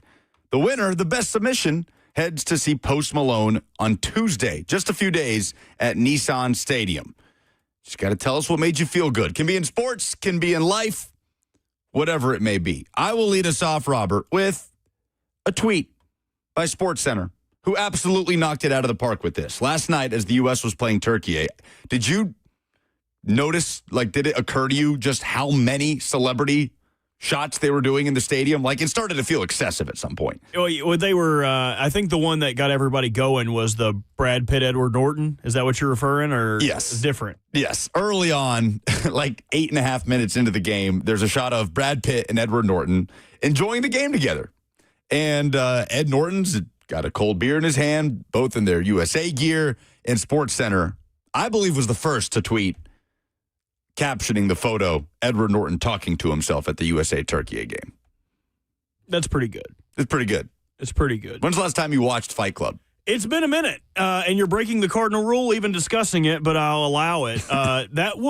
He was on David Spade, and who's the guy from Master in Disguise? Oh, Dana Carvey. He was on David Spade and Dana Carvey's podcast and talked about how when that movie came out, they debuted it at, I believe, an Italian film festival. And they said, Edward Norton said before they left, he saw Brad Pitt, and Brad Pitt was like, "Do you want to get stoned?" And he's like, "Okay, sure." And while they're smoking, they start discussing, this is going to flop, isn't it? This is gonna go poorly. The fit at the film festival did not feel good. People booed. People left at halfway through the movie. I didn't know this. They didn't stay through the whole way. And when they left, they were hanging out again at a bar somewhere after. And Brad Pitt told Edward Norton, "I think that's the best movie I'm ever going to be a part of." He loved it. And if you remember, it didn't really go very well at the box office. I think he said that it only did 30 million, 40 million at the box office on a $70 million budget. So it became a cult classic afterwards. Iconic. And it snowballed into what it is today. But, I mean, that's just a tale of anything. Sometimes in the moment when you do something, you think you're doing the right thing, and maybe everybody else says you're not, or it wasn't good, or whatever. But time will prove whether or not certain things are good or not. If you do the right thing, it'll work out in the end. I thought that was pretty good by Edward Norton. Was Brad Pitt right? Is that the best movie Brad Pitt ever made? Inglourious Bastards is pretty good. God, what is the best Brad Pitt movie? Seven. Oh, Seven is great. What's in the box? So good. Easily the most iconic Brad Pitt line, right? Easily. Me as a child would say Troy. I loved. Troy was awesome. Zach says Snatch. Snatch is an awesome movie. And Brad Pitt, a very minor role in that movie. But the Irish accent he does as that boxer, the one quote he has that always cracks me up, you like Degs? You know what I'm talking about? Whoa, you like what? You like Degs? Like what? You're saying dogs, but it's like D-E-G-S. You like Degs? And that dog ends up playing a pretty critical role in that movie. You like Degs? He's, what? What are you saying? That is not what I thought you were saying. 615-737-1045 is how you jump in. The best submission for the most positive story you have seen in sports and life this week is headed to see Post Malone on Tuesday. Robert, what you got? My Friday Fire, I've got to go to this, and I feel like I talk about Pokemon ad nauseum on this show, but this time it really is marrying young Robert, or I guess young Robbie, to Bert now. Pokemon is having its, I believe, 30th anniversary this year, and they have announced that they are doing a collaboration with everyone and their mother. The latest of those collaborations, did you wear a G-Shock watch when you were in school? A G-Shock watch. Do you don't remember G-Shocks? That sounds familiar, but I'm not picturing anything in my head. The kind of bulky, plasticky looking, they were really cool for kids. At one point, a G-Shock watch was the most expensive purchase in my life. They announced their collaboration with Pokemon, and they are sick. Only problem is I don't wear a watch. So I sent it to my buddy who has a kid, and he loves Pokemon, lives and breathes it. So anytime something comes out like this, I'm like, hey, are you getting Charlie that Pokemon watch? No, he's going to have to wait till Christmas. I ain't getting that for him. So I'm on the wish list. I'm going to try to buy it for my buddy's kid so he can be the coolest kid in school. He's like, we just bought him I don't know anything about watches, a Nauticus or something. He's like, he can wear that to school. I'm like, nah, he's going to wear this Pikachu G-Shock. That's my Friday Fire. We're going to go Mystery Vortex on the first one. I have not had time to throw names in here. Okay, let's mystery vortex the first caller. Caller 1, what is your name? Yes, you. Adam? Adam, what you got? Yeah, so my Friday Fire for today is I saw Arion Carter, starting middle linebacker for the Vols. He, I guess, shaved his head for his girlfriend after she, I guess, got diagnosed with cancer. So he, when they were shaving her head, he decided to shave his head too. So I thought that was pretty awesome of him to do. Oh, wow. Yeah, I missed this story. Thanks for the call, Adam. Remember to stay on hold for your chance to win. I totally missed this. I'm looking at the story now. Austin Price, just 11 days ago, with an article on VolQuest on 3 Sports about Arion Carter shaving his head for his girlfriend, Maria, and how or maybe it's Mariah, apologies if I'm mispronouncing it, and how her journey through breast cancer has built a bond through young love. Phenomenal. Great submission, Adam. Great way to start things off. Don in Nashville is up next. Hey, my nominee is Victor Barracoda, rookie outfielder for the San Francisco Giants. Just called up from AAA recently. I forgot what country was recently involved with the earthquake, but that is his home country. So despite this week with the stress and worries of family and friends back at home with the earthquake, in their 3-game series with Oakland, he hit a walk-off home run in the second game, and in the third game he hit another home run, even though the Giants lost to the A's. So I was nominate him for the week that he's had. Great Barracoda. Great submission, Don. Yeah, Dominican player, Barracoda, playing for Tony Vitello and the Giants. Man, 2 great submissions to start things off. Daryl in Murfreesboro's next. Hey, Daryl. Hey, good Friday, y'all. No, just being a father myself, I thought it was pretty cool where the 17-year-old amateur pulled his dad out of the crowd on the 18th hole on Father's Day to be his caddy. At the U.S. Open? Down the 18th hole. You're saying at the U.S. Open? Yes. Okay, I missed this. Thanks for the call. Remember to stay on hold for your chance to win. Damn, tons of positivity today. Ryan in Lebanon's up next. Ryan, you with us? You might have muted yourself, Ryan. We got nothing but time. We're going to wait it out, dude. Ryan I just going once. talked to Ryan. No. Ryan, don't do this. Yes. What you got? What's up, fellas? How are you guys? Good, man. What you got? Hey, we're talking about Friday Fire. This story just peeks out to me, and it's always been a heck of a story, and I tell it all the time for people that know, is the Eric Berry story, where he had cancer, came back and played, and that's just a big story that I still tell to this day. Remarkable story. But that's my Friday Fire, guys. You guys have a good day. Thanks for the call, Ryan. I don't hate it. It is years ago at this point, but always cool to be reminded of the insane comeback to the NFL that Eric Berry had beating cancer. We were looking at the greatest Vols commits of all time. Is Eric Berry, did we find out if he was number 1? No, number 1 was the running back. Of course, his name's going to Bryce Brown? Bryce Brown, that Kiffin brought in, and he had to end up playing for Dooley, transferred after a year. Eagles legend. Had a tiny moment with the Eagles there, but he is technically, according to 247 Sports, the highest-rated recruit in Tennessee football history. Eric Berry's right up there, though. Who we got next? Anthony in Nashville. Go ahead, Anthony. What's going on, guys? My Friday Fire is my local gymnast Lee Dawkins in the Special Olympics. She had a clean sweep of all gold medals. Amazing. What was her name one more time, Anthony? Her name is Lee Dawkins. You guys should look her up. She's a special talent, man. Thanks for the call, Anthony. Okay. Remember to stay on hold for your chance to win. Have you seen any of the clips coming out of the Special Olympics? No, I have not. Sports Center put out a clip of a relay race where one of the participants comes from way from behind to end up winning, and it was awesome. The thing I love most about it is whenever the events are over, everybody's just hugging, laughing. Everybody's just having fun. Everybody's happy to be there. So Lee Dawkins from Russellville, Kentucky.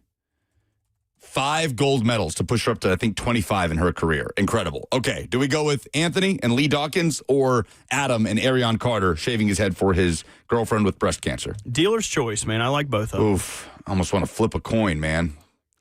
God, they're both incredible story. Anthony, you're going to Post Malone. Hard. I'm sorry, everybody else. Appreciate you guys hanging out. Final hours next.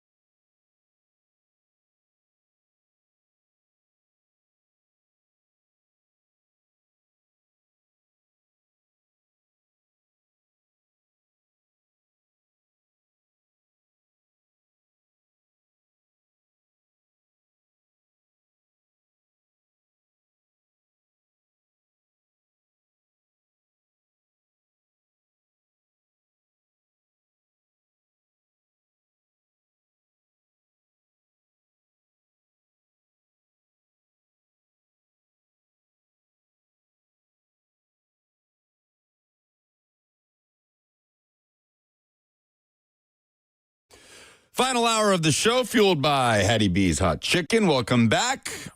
Hope we're getting you off to a nice start to your weekend. Hope you're staying dry. Lucas and Robert with you until 1 o'clock. Buck reportedly back on Monday, but I don't know. He's having flight troubles. So convenient for Buck to have some travel issues that may hold him out on Monday. We'll see what happens. We've enjoyed the respite from him this week, no doubt. 615-737-1045 is how you jump in. The F&M Bank chat is jumping with Brad Pitt movies. And I just had a mini discussion with Zach about this in the other room, Robert. That the discussion really is, does he have any bad movies? Not what is his best movie. How do you feel about Wanted with Angelina Jolie? I liked it. No, he wasn't in that, though. That's Mr. and Mrs. Smith. I'm sorry. I loved Mr. and Mrs. Smith. I liked it because I was a kid, and I liked the sexual tension with Angelina Jolie, but I wouldn't say that it was a great movie. I don't love what that did to Brennifer. But, yeah. Well, all of those 14 kids make sure they love everybody evenly, right? They definitely don't hate Brad Pitt. Don't look it up. I loved that movie. I've seen it. I feel like I've seen it multiple times in adulthood, and it holds up. Unfortunately, their chemistry was famously excellent in that movie and led to the breakup of one of the most iconic celebrity couples of all time. Would you like to know what IMDb says? About his worst movie? Do they have lists like that? They have his 5 worst movies. No way. I would because I couldn't even begin to tell you one. 7 Years in Tibet. I've never seen it. Oh, I don't know that I've seen that one either. It is an Austrian climber and Nazi supporter breaks out of a British POW camp in India and treks to the holy land of Lhasa, where he is employed as an instructor to the young 14th Dalai Lama and soon becomes his close confidant. That sounds amazing. That sounds like a really good movie. They said that's his worst movie? That is his number one worst.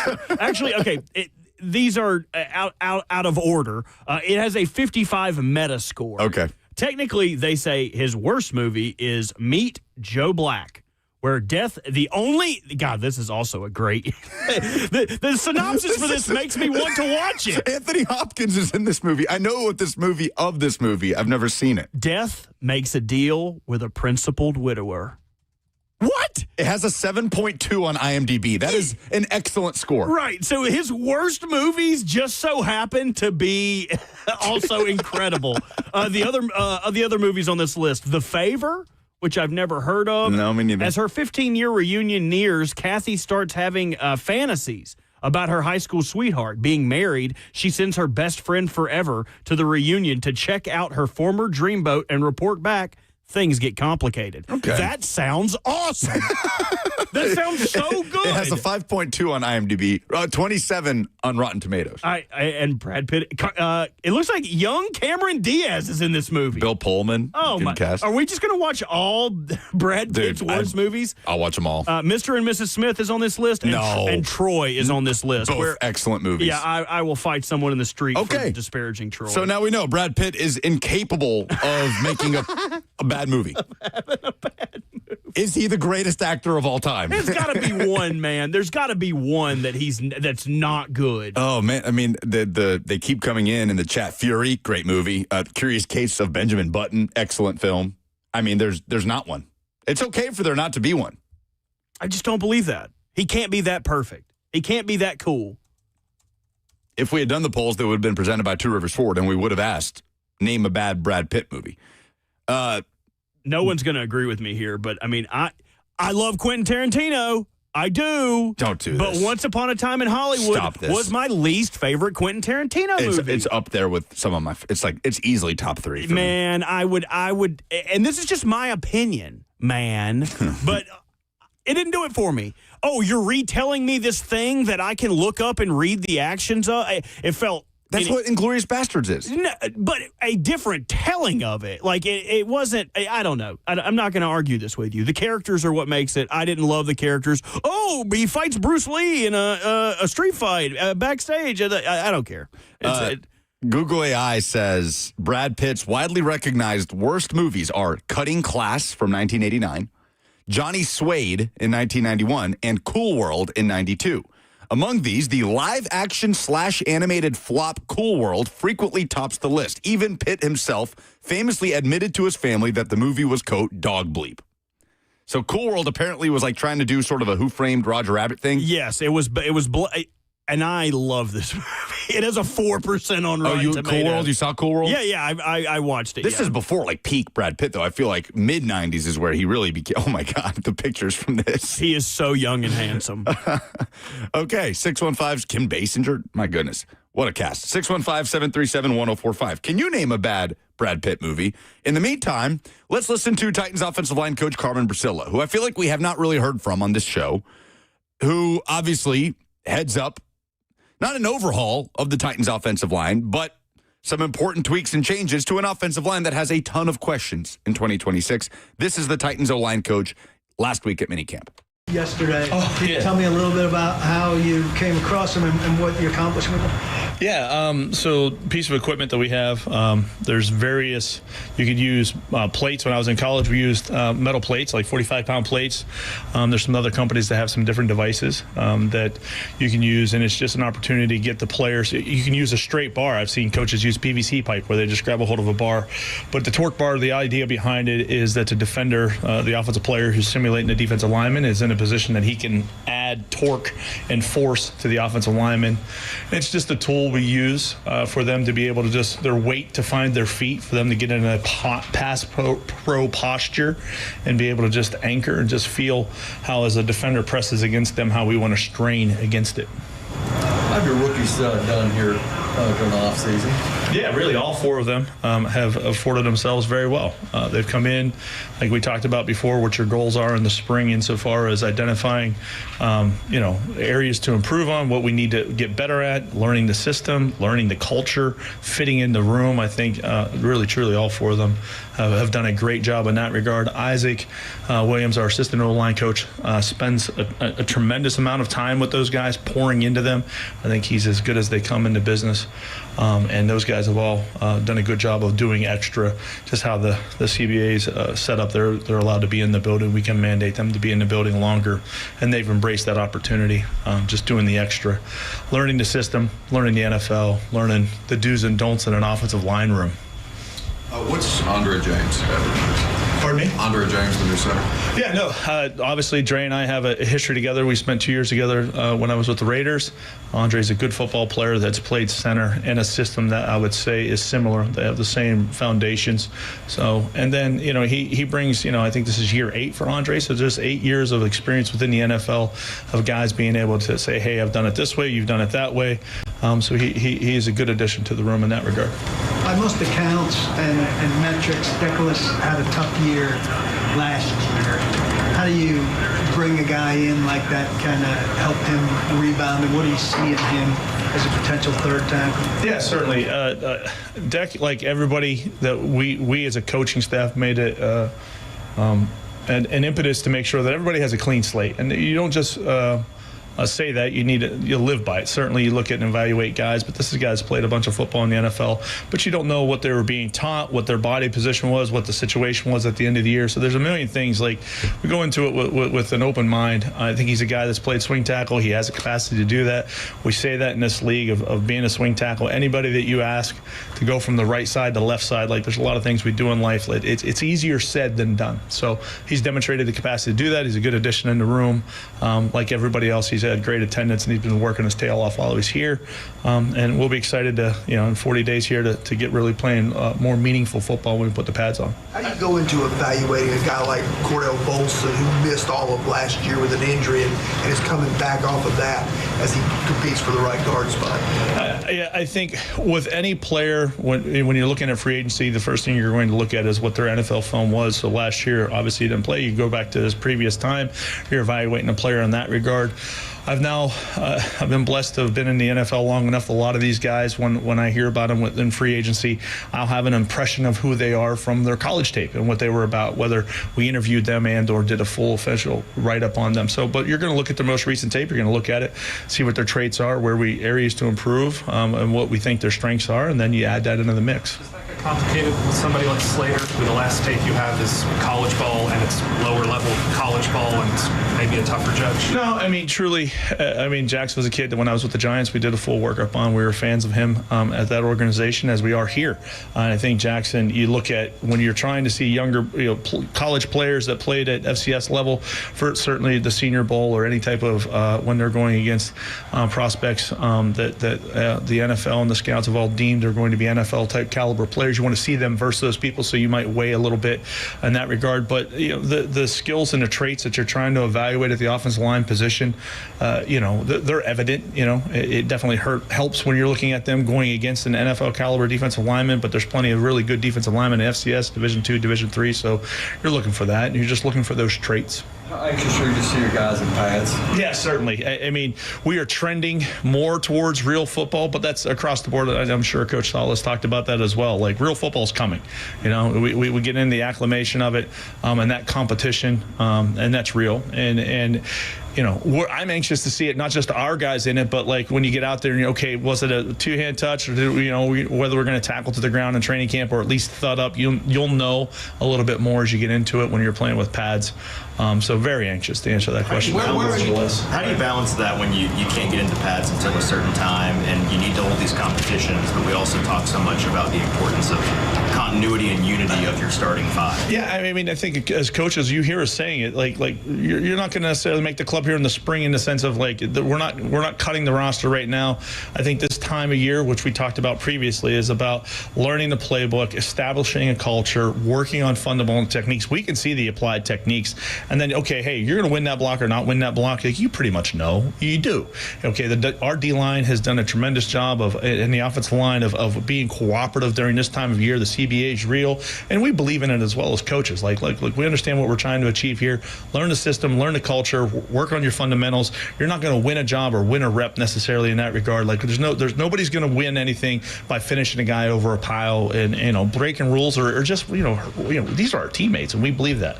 But when you're applying, you can see it and you understand, hey, was a technique applied? Are we tracking to the right people? Obviously, something we believe in is just a hat and a hat and assignment football, and you're definitely getting that out in the spring. What are you as far as rookies earning a starting spot? Some coaches are like, I don't want to play a rookie, I want to rely on a veteran. What are your thoughts on that? I guess my first thought would be, you know what, wins matter, and like I don't give a who is out there, right? Like a rookie to 10-year vet, like if you've earned that position, you'll get it. And I think you get what you earn in this league, and if you're one of the top 5 or top 8, because really it takes about 8 in a season, then you're going to play. I got one of the rookies, your center, Pat Coleman. He's 6'5". That's technically taller on center side of things. How do you work on making sure that he's able to stay low and keep that leverage and have that pad level correct? Yeah, I mean, I think pad level is a lot of times a mom and dad thing. Like, Pat has the capacity to play low because he has good lower body flexion and bend, and he's able to create those angles. And it's just a matter of just training. Which specific traits decide who wins that center and right guard spot? Pardon me? Which specific traits are you looking for to decide who actually wins the center and right guard spot? I mean, I think it's pretty an open-ended question in the sense of, I mean, at some point, our guy's going to be out there. We'll make that decision, through all of preseason, I guess. Really, it goes at any position. Win more than you lose. I don't know. I mean, there's a lot that's going to go into that. But I mean, really, it's not about any individual position. I know for you folks, that's important of like who's going to be this or who's going to be that, and that's important. But really, as an offensive line coach, especially at our position, it's the best 5. It's not one individual guy, and that is very real. You might have one individual that's a tremendous individual player, but if he doesn't make you the best 5, we've likened it to plenty of coaches who talked about an offensive line as a fist.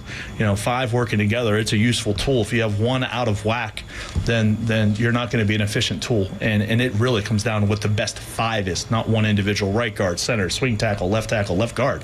It's about the best 5. So, all right, that's Titans offensive line coach Carmen Brasillo. It's about the best 5. So what are fair expectations for that 5 in 2026? Let's talk about it next.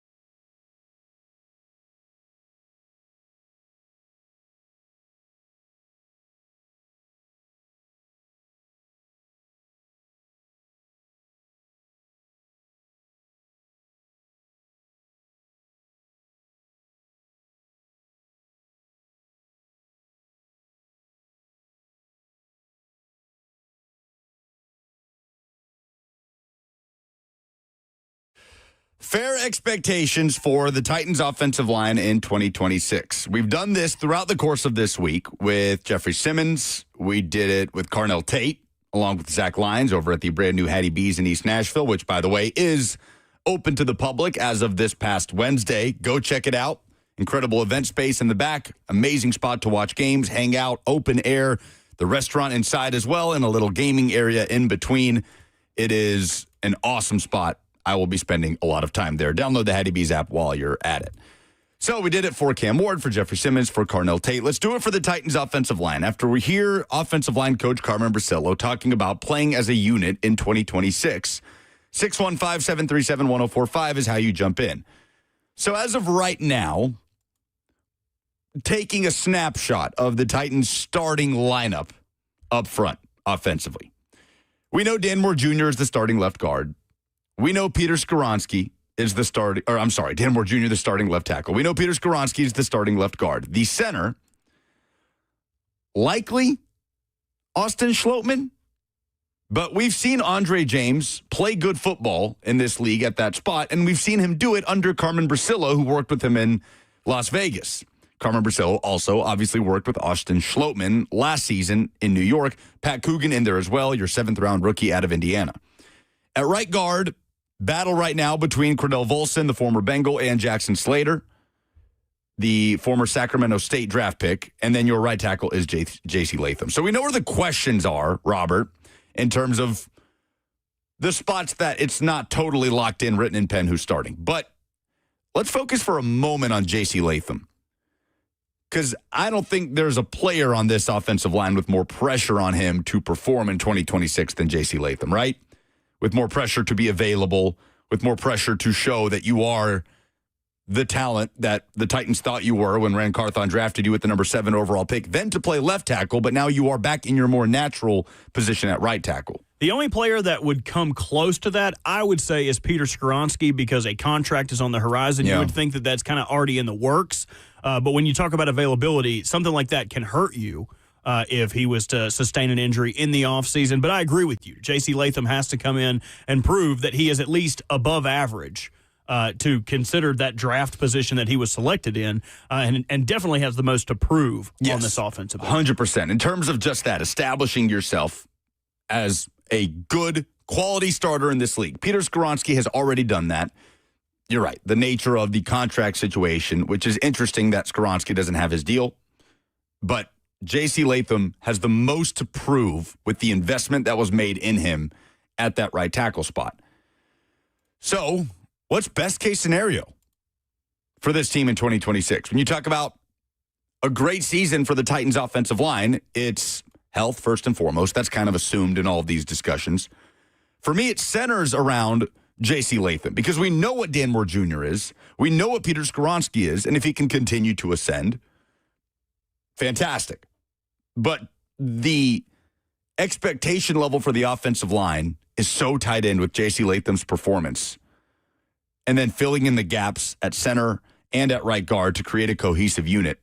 Man, so much of it to me revolves around that right tackle spot. I agree with that, and I feel like the thing we have the most questions about, like while J.C. Latham needs to step up, the questions that we have are in the two positions that they added free agent acquisitions to, at both center and right guard. And this is going to be a little off the wall, but tell me if this makes sense. I have the most questions at those positions, but I also like the depth options that they have in both of those positions. So at center, you've got Austin Schlottmann, and at right guard, you've got Cordell Volson. But the guys that are backing them up, Pat Coogan, as you noted at the beginning of this, a 6th-round pick. Frendo Carmona, who was a 5th-round pick. It's always good to have rookies in the rotation, guys that are waiting in the wings for opportunities to start. And a 2025 5th-round pick in Jackson Slater. Also, you include the Andre James signing, who has more starting experience than Austin Schlottmann does. So you have a backup who has tangible experience in the NFL. I love the depth they have, because depth doesn't have to be above average to average, right? Depth just has to be replacement level, which I feel like they have. If Cordell Volson and Austin Schlottmann can be average, I think this offensive line has a chance to jump next year. An offensive line that gave up 55 sacks, which was the most in the NFL. Yeah. 615-737-1045. Okay, there have been some insane stories in the NFL this week that we just have not gotten around to, have not covered. Two in particular. Let's start with this Terrion Arnold situation. Woof, dude. This is insane. Absolute. Like, this is the biggest woof you could let out. Like, this is like me at an Ella Langley concert. Like, just, whoa, just woofing. Now, that's hard. a different kind of woof. That's a different kind of woof. Totally different, but I'd be barking just the same. Terrion Arnold, the Lions corner. I was stopped short of saying Lions star corner, but he's been a good player for the Detroit Lions as a first-round pick out of Alabama. Last year, a little tumultuous due to injuries, wasn't exactly on the field for the full time, but has been a suitable starter for them, but not one that is heralded to the position he was drafted in, right? Like 24th overall, you would hope a little bit more from him. Has started just about every game he's had the opportunity to play in, but the results on the field haven't been great. Only one interception. His pass deflection numbers have been good, 18 over 2 years. Not great, not elite, but something you can work with. And when he's targeted, he does not usually give up a ton of yards. Last year was worse than his rookie year. When he was targeted in coverage, he gave up 62.8% of the completions thrown his way. Only gave up 3 touchdowns in coverage. And his missed tackle numbers aren't bad. He has a good body to tackle with. And you kind of learn that with this story. Yeah, goodness. Terrion Arnold appeared at a hearing Thursday in Tampa. So he's 2 years into his NFL career. Appeared at a hearing Thursday in Tampa, facing felony charges of armed robbery and kidnapping. He was ordered held without bail until a pretrial detention hearing that is scheduled for Monday. So here's what happened. Allegations that he and his attorneys are denying. Terrion Arnold turned himself in, was taken into custody Wednesday night. Authorities are accusing him of leading a plot to detain and pistol whip 3 people that he believed had stolen from him, although it turned out that the victims had nothing to do with a theft that happened back in February. So 3 men in their late teens were held at gunpoint back on February 4th in a Tampa apartment. They were held at gunpoint, battered, pistol whipped, and robbed 3 days after personal property worth more than $250,000 was reported stolen from Arnold and others at an Airbnb rental in Largo, which is 20 miles west of Tampa. But before we get to that point, how did those men get in that room? That's a huge part of it, too, because on February 3rd, police say Arnold and Boakai Hilton, who investigators say helped coordinate the alleged setup, directed Ariana Del Deville and Jasmine Randazzo to contact one of the victims and lure him to an apartment in Tampa. Around midnight, February 4th, investigators say the victims arrived at the apartment. Once they entered the bedroom, this is when all of the acts that you're talking about unfolded. So it's kind of like if you're familiar with the Lil Wayne song Mona Lisa. Like, they use these 2 women to be like, hey, come hang out with us. We like you guys. Come to our house. And when they got there, it was a bait and switch. It was not what they had originally been promised. He is denying involvement, exactly what you said. They were lured to an apartment by Arnold's friends, held at gunpoint, battered, and all the while streaming the attack to Terrion Arnold. So that's the allegation here. That Terrion Arnold mistakenly thought that these men were the ones responsible for this theft from his Airbnb of about $250,000 worth of stuff. Or was it $250,000? No, it was property worth more than $250,000. Correct. And the allegation is that Terrion Arnold got some of his associates to lure these people who they falsely thought stole from them into this apartment, held them at gunpoint, and assaulted them while streaming the attack back to Terrion Arnold, who was not there in person, but who police say was giving orders in a group chat and then later arrived at the apartment. State Attorney Susie Lopez said, quote, no one has the right to take the law into their own hands. A dispute over missing property does not justify kidnapping, violence, or retaliation. The Lions declined to comment, said they're aware of the situation, but would not comment out of respect for the ongoing legal process. Arnold was approached by reporters about this off-field incident during their minicamp back in June. He declined to comment, said he just wanted to focus on football. Then came the arrests. This is insane. Terrion Arnold is carrying 8 felony counts. He is on 8 felony counts that carry a possible life sentence. We're talking about a guy that is 23 years old, 2 years into his NFL career. Yeah, but he didn't bet on a game, so he'll probably be back week 6 next Right. year, right? Yeah, that's what I would imagine. He made his first court appearance today. Forgive me if you've already said that. He will be held without bond until his pretrial detention hearing on Monday, where prosecutors will argue that he should remain behind bars without bond pending trial. I feel like there have been, as of late, maybe it's recency bias, and I feel like I do this a lot. So you tell me if this is recency bias, but there have been more like totally out of left field, insane NFL off-field criminal situations in the last calendar year, right? With Rashee Rice and the hit and run thing, and then Rashee Rice, who just got out of jail after serving his 30-day sentence, by the way, for smoking weed while on probation because of the hit and run that happened in Dallas. The James Pierce Jr. thing, that ugly situation with Rakea Jackson, and it looks as though James Pierce Jr. is going to play football this season. I mean, he was a part of the Falcons offseason program a few days ago, did not talk to the media, and now this Terrion Arnold thing. Like, is that just me, or are we, horrible to say, like, your run-of-the-mill off-field situations? But I feel like this is outside of what we typically see in the NFL news cycle and the stuff that players are getting into off the field. Like, this is insane stuff. The Terrion Arnold thing, more so than any of them. Yeah, it's not a great situation. Like, this is some Netflix documentary type stuff. Oh, yeah. This is like, Aaron Hernandez level things. Like, no one's life was lost in this particular instance, but, it is crazy nonetheless. If you wanted to talk about strictly the football side of this for the Detroit Lions, the secondary has been maligned for them ever since the departure of Darius Slay. They've been trying to find guys to fill that, and they did that in signing DJ Reed from the Jets, but it's not enough. Right, Roger McCreary has a big opportunity there to be their starting nickel. Opposite him, they have drafted a corner in the 5th round named Keith Abney, and then it is a bunch of wasn't Khalil Dorsey? No, he was a Ravens cornerback, not a Titans cornerback. But the rest of the guys on this list are a bunch of veritable nobodies. Rock Ya-Sin, who was a 2nd-round pick out of Temple, kind of had a tumultuous career, never really shook right for the Raiders or the Colts or the Ravens or anyone he played with. He is now backing up DJ Reed and is probably in line to also start if they don't want to put a rookie on the opposite side of DJ Reed. So figuring something out for Detroit has been tough in the secondary, and it's only going to get tougher with this Terrion Arnold news. It's so surreal.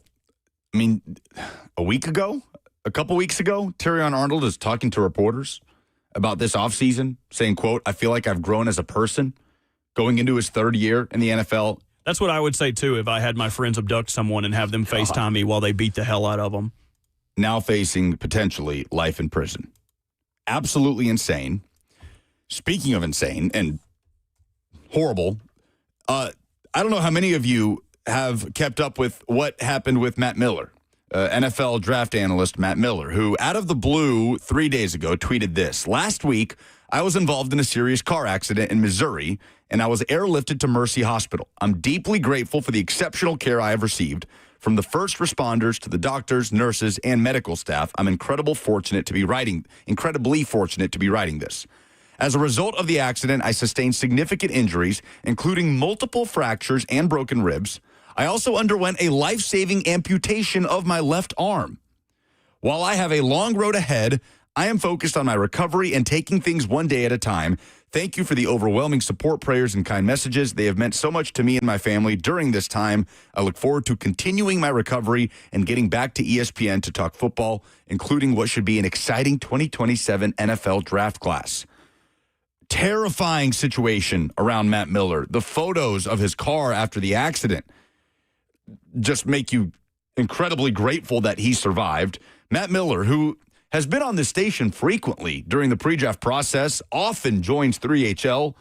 By all accounts, anybody you know that has interacted with Matt Miller, for the most part, has good things to say about him. I remember when I was in college, dude, and he was at Bleacher Report. I used to live and die by his draft reports, going in and reading anything he wrote. And he has a great story, too. As somebody, he knocked up his girlfriend when he was super young, had to quit, wanted to do this draft thing, fought, scratched, and clawed to stay in the industry, got to Bleacher Report, really built himself up, got the gig at ESPN, worked really hard to get there. So this news is troubling But I think the more troubling part of it is, and this is through no fault of his own, but the putting up of the GoFundMe.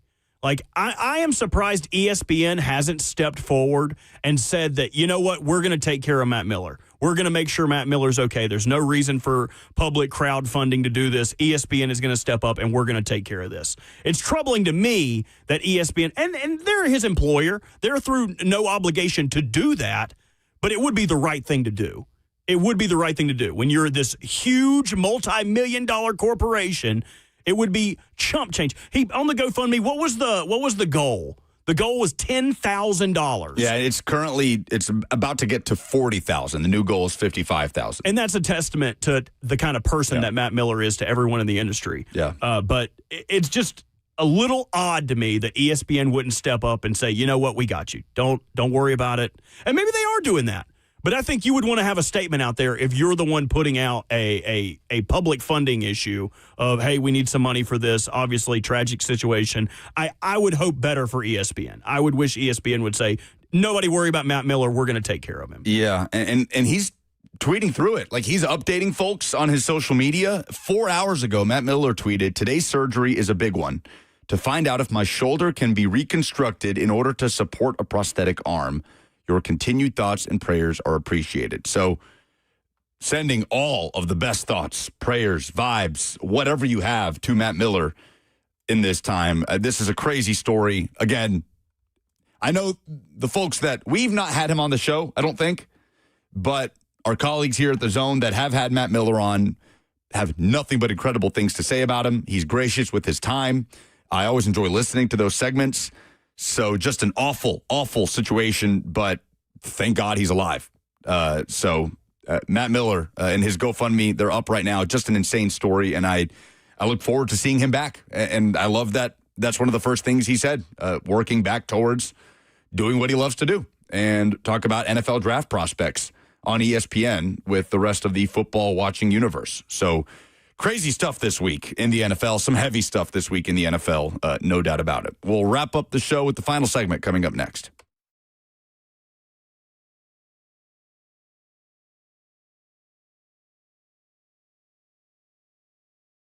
This is a different court, Blair. Same result, Slay. Oh, okay, Blair. See, that's Tyler Tanner. See, Tyler Tanner's in the house now. Let's see what you got. Jury's out, Blair. Blair, come on. Okay, Blair, just come sit down. Come on, Blair, stop. You're going to get hurt. Blair, get off the court. That's enough. What's the verdict, Blair? The courtroom is where I play ball. Boy, Durham, injury law, and that ain't got no rules.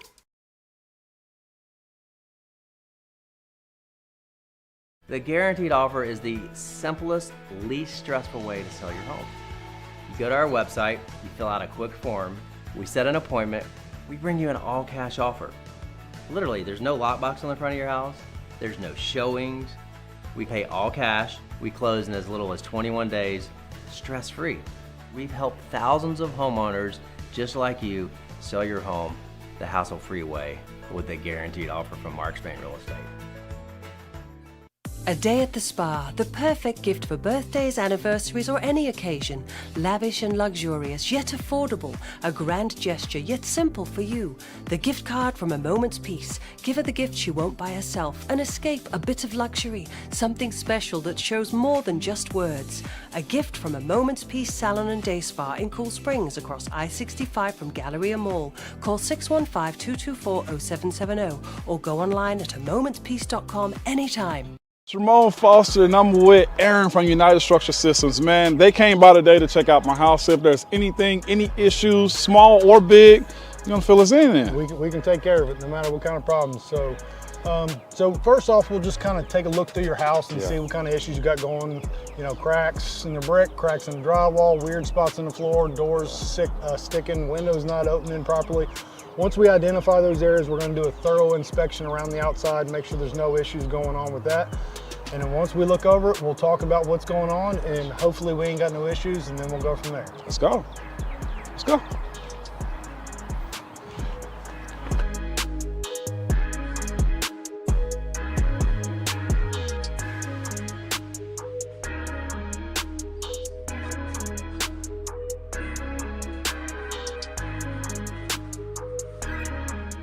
Foster? Foster. So we have looked at the issues that you brought up. We had the drywall in the attic up here above your bonus or your garage. You had some doors sticking. I did. Going in your bathroom. So we've inspected all that. We don't see any major structural concerns. So you're going to be one of our lucky good news customers today. There is some minor deflection there. That's not an uncommon thing. As any house is built, it's its biggest and its strongest the day that it's born. Right, and from that point, it just gets older, just like us. We ain't hopping up out of bed, taking off down the hallway, running those stairs anymore. Not protecting quarterbacks anymore. No. Opening up late. We're done. Your guard ain't there no more. Okay, so, I got you. So it just happens. It gets a little older and it starts to deflect. Now, there are some things we can do to kind of help adjust those doors, mainly adjusting in the door, which we don't necessarily do, and maybe doing some light shimming in the crawl space down there to address those sticking doors. But for now, no major issues there. We did talk about the grading in the back and some issues that we can take care of back there for you. But that's pretty much up in a nutshell. No big issues and you're good to go. So. Awesome. So again, what you deal with United Structural Systems is it's upfront, it's honest, and now I can sleep peacefully at night, okay?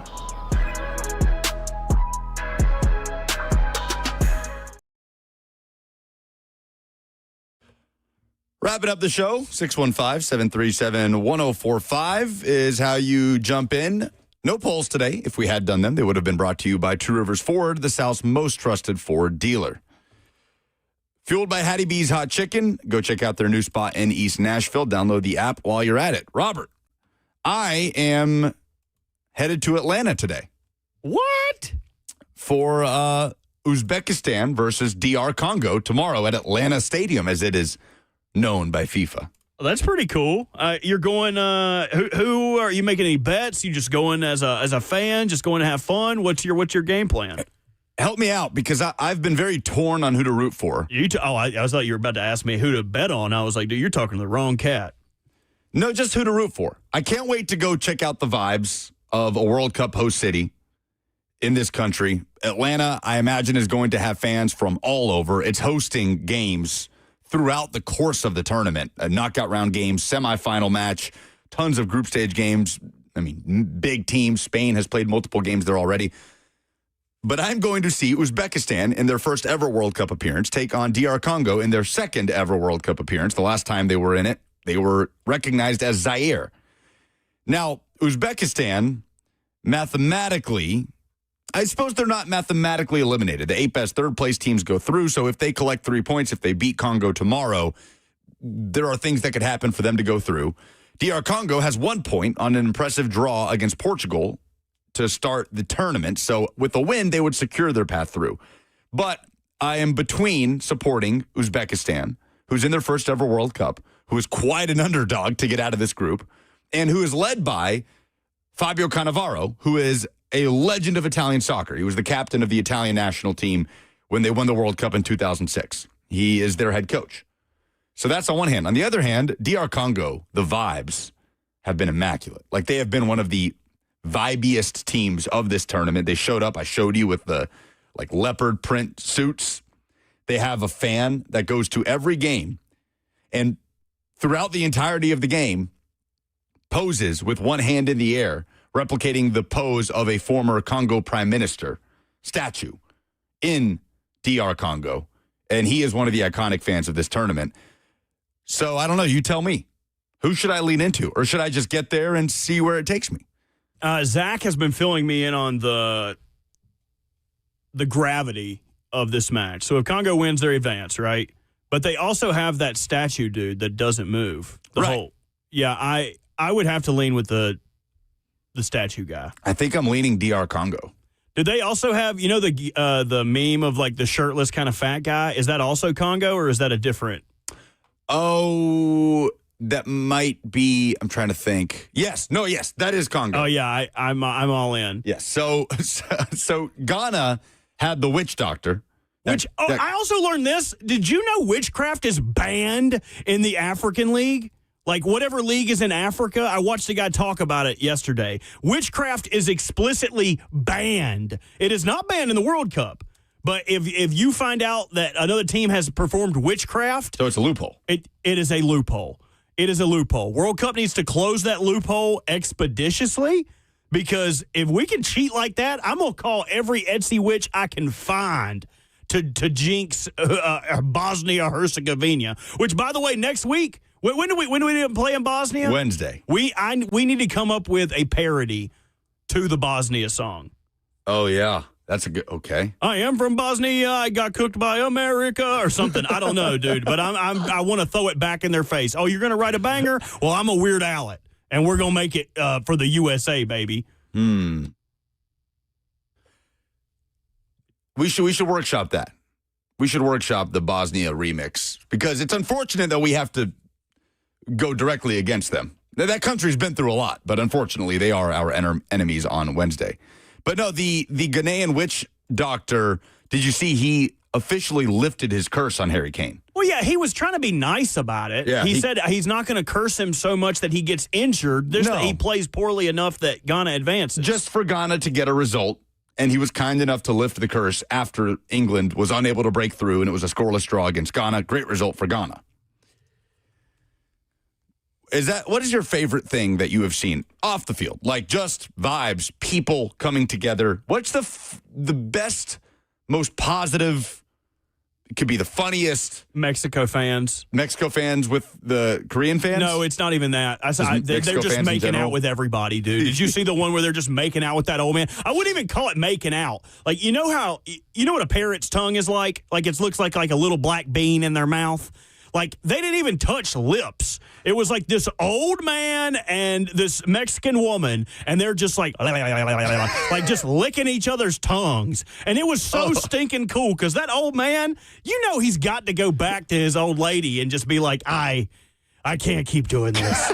I can't keep. I've seen what it's like in the streets over there. I got to be a tomcat, man. I got to yowl. I got to go out there and let them know that I'm ready to sow my wild oats. Oh, if I find it, you better hope I don't find it. I'll throw it on the stream today, dude. I'm in such a I don't give a crap mood. I will throw that old man tying tongues up with that Mexican fan. That has been awesome to me. Also, the Japan fan who was getting interviewed, and he had the sign that was like, money left? 0. He was like, but your PTO? He goes, oh, PTO, please, PTO. He's like, you're out of PTO? 0. 0 PTO. He's like, but World Cup games have you missed? He goes, 0. He's like, but, and he folds this thing down and he goes, memories? Infinite memories. I was like, oh, dude, this is awesome. It's awesome, We man. just need to have the World Cup year-round. Just like, never let it stop. Well, there's never a winner. We're just always playing and hanging out with each other. Yeah, I'm kind of bummed we didn't have a game here, if I'm being honest. It would have been awesome. What group do you think would have thrived the best if there was a group stage in Nashville? I mean, selfishly, to see the Dutch fans doing their thing, the left-right. Oh, no, you're thinking of Norway doing the row, which is okay. awesome. But the Dutch fans, where they bounce to the left and then they bounce to the right with that song, I've shown you this. Yeah. Like the Orange Army on Broadway. Oh, that would have been like to be sitting on a rooftop on Broadway and just looking down as the Orange Army descends down the street. And then that song plays and it drops and they're all going to the left and they're all going to the right. Just a giant mass of humanity moving in unison. Selfishly, that's the fan base I want to see in person the most, I think. What about you? I mean, do you have one in particular? I'd want the Mexican fans here. Yeah, I know you would. Yeah, you would. I'd be down there like, Cheyenne's like, what are you doing? It's like, nothing, baby. Hold on, I gotta call you back. Oh, come over here, Maria. I'd be kissing all of them ladies. Old ladies, it wouldn't have mattered. If you bring an old Mexican lady over here and she can make a good tamale, I would have. It's all for the love of the game. Yeah, but it is the love of the game, and I think that's the most beautiful part. I think that's what's drawn me in. Unfortunately, though, Japan, who is stationed here. This is their base camp. Oh, did they not make it through? No, they did. Oh, okay, good. But they play Brazil in the round of 32 on Monday. So they are not longed for this cup, you are saying? Yeah, I have to go against Japan now, which sucks because I'm with you. Like seeing the Japanese fans and everything they've been doing here has been awesome. Like the Japanese fan trying Texas barbecue for the first time. I don't know if you saw that video, just blown away. Yeah, well, he looks like he has like a Tyrannosaurus rib. It's huge. Like that. This rib is like the size of like my torso. Oh man. So unfortunately, Nashvillians. I think some Nashvillians are rooting for Japan, and you should. But they are up against Brazil in the round of 32. Unfortunately, that means I have to go against them, which sucks. Because do they have a chance? They're a pesky team. They're an organized group. Stranger things have happened. Man, but yeah, it's over with. That would be they had the disastrous finale a in couple Brazil. months ago. Did you ever watch that? No, I couldn't get into it, man. I could not get into it. I have a ton of people being like, "Oh, it's so good." Too it's much really time good. passed. You know, like whenever shows do this, like if 2 or 3 years pass before, and it's not like that with movies because for some reason multiple years can pass, and I'll go back to watch a movie's final, installment of a trilogy or something. Well, because a season of Stranger Things is probably like 10 hours, right, 12 hours. Right, multiple movies. It's a huge investment. If a show, even if it's awesome, and I loved every moment I watched of Stranger Things, but if it goes 2 to 3 years between seasons or 2 to 3 years before the final season, I'm out. Like I checked out. It's over for me. I don't feel like getting my head back into it. Like, all right, what happened? What do I have to remember? So I did not watch the Stranger Things finale. 615-737-1045. That's how you jump in with Zach Lyons, as cover 2 is coming up next. Appreciate you guys hanging out. Sounds like it'll be me and Robert on Monday, but conveniently is delayed from his vacation, his return from Ibiza. Who's to say that your trip back from Atlanta won't be impacted? Who's to say that my trip from Donaldson won't be impacted? Maybe no one will be here Monday. Who's to say? Thank y'all. Cover 2 is next.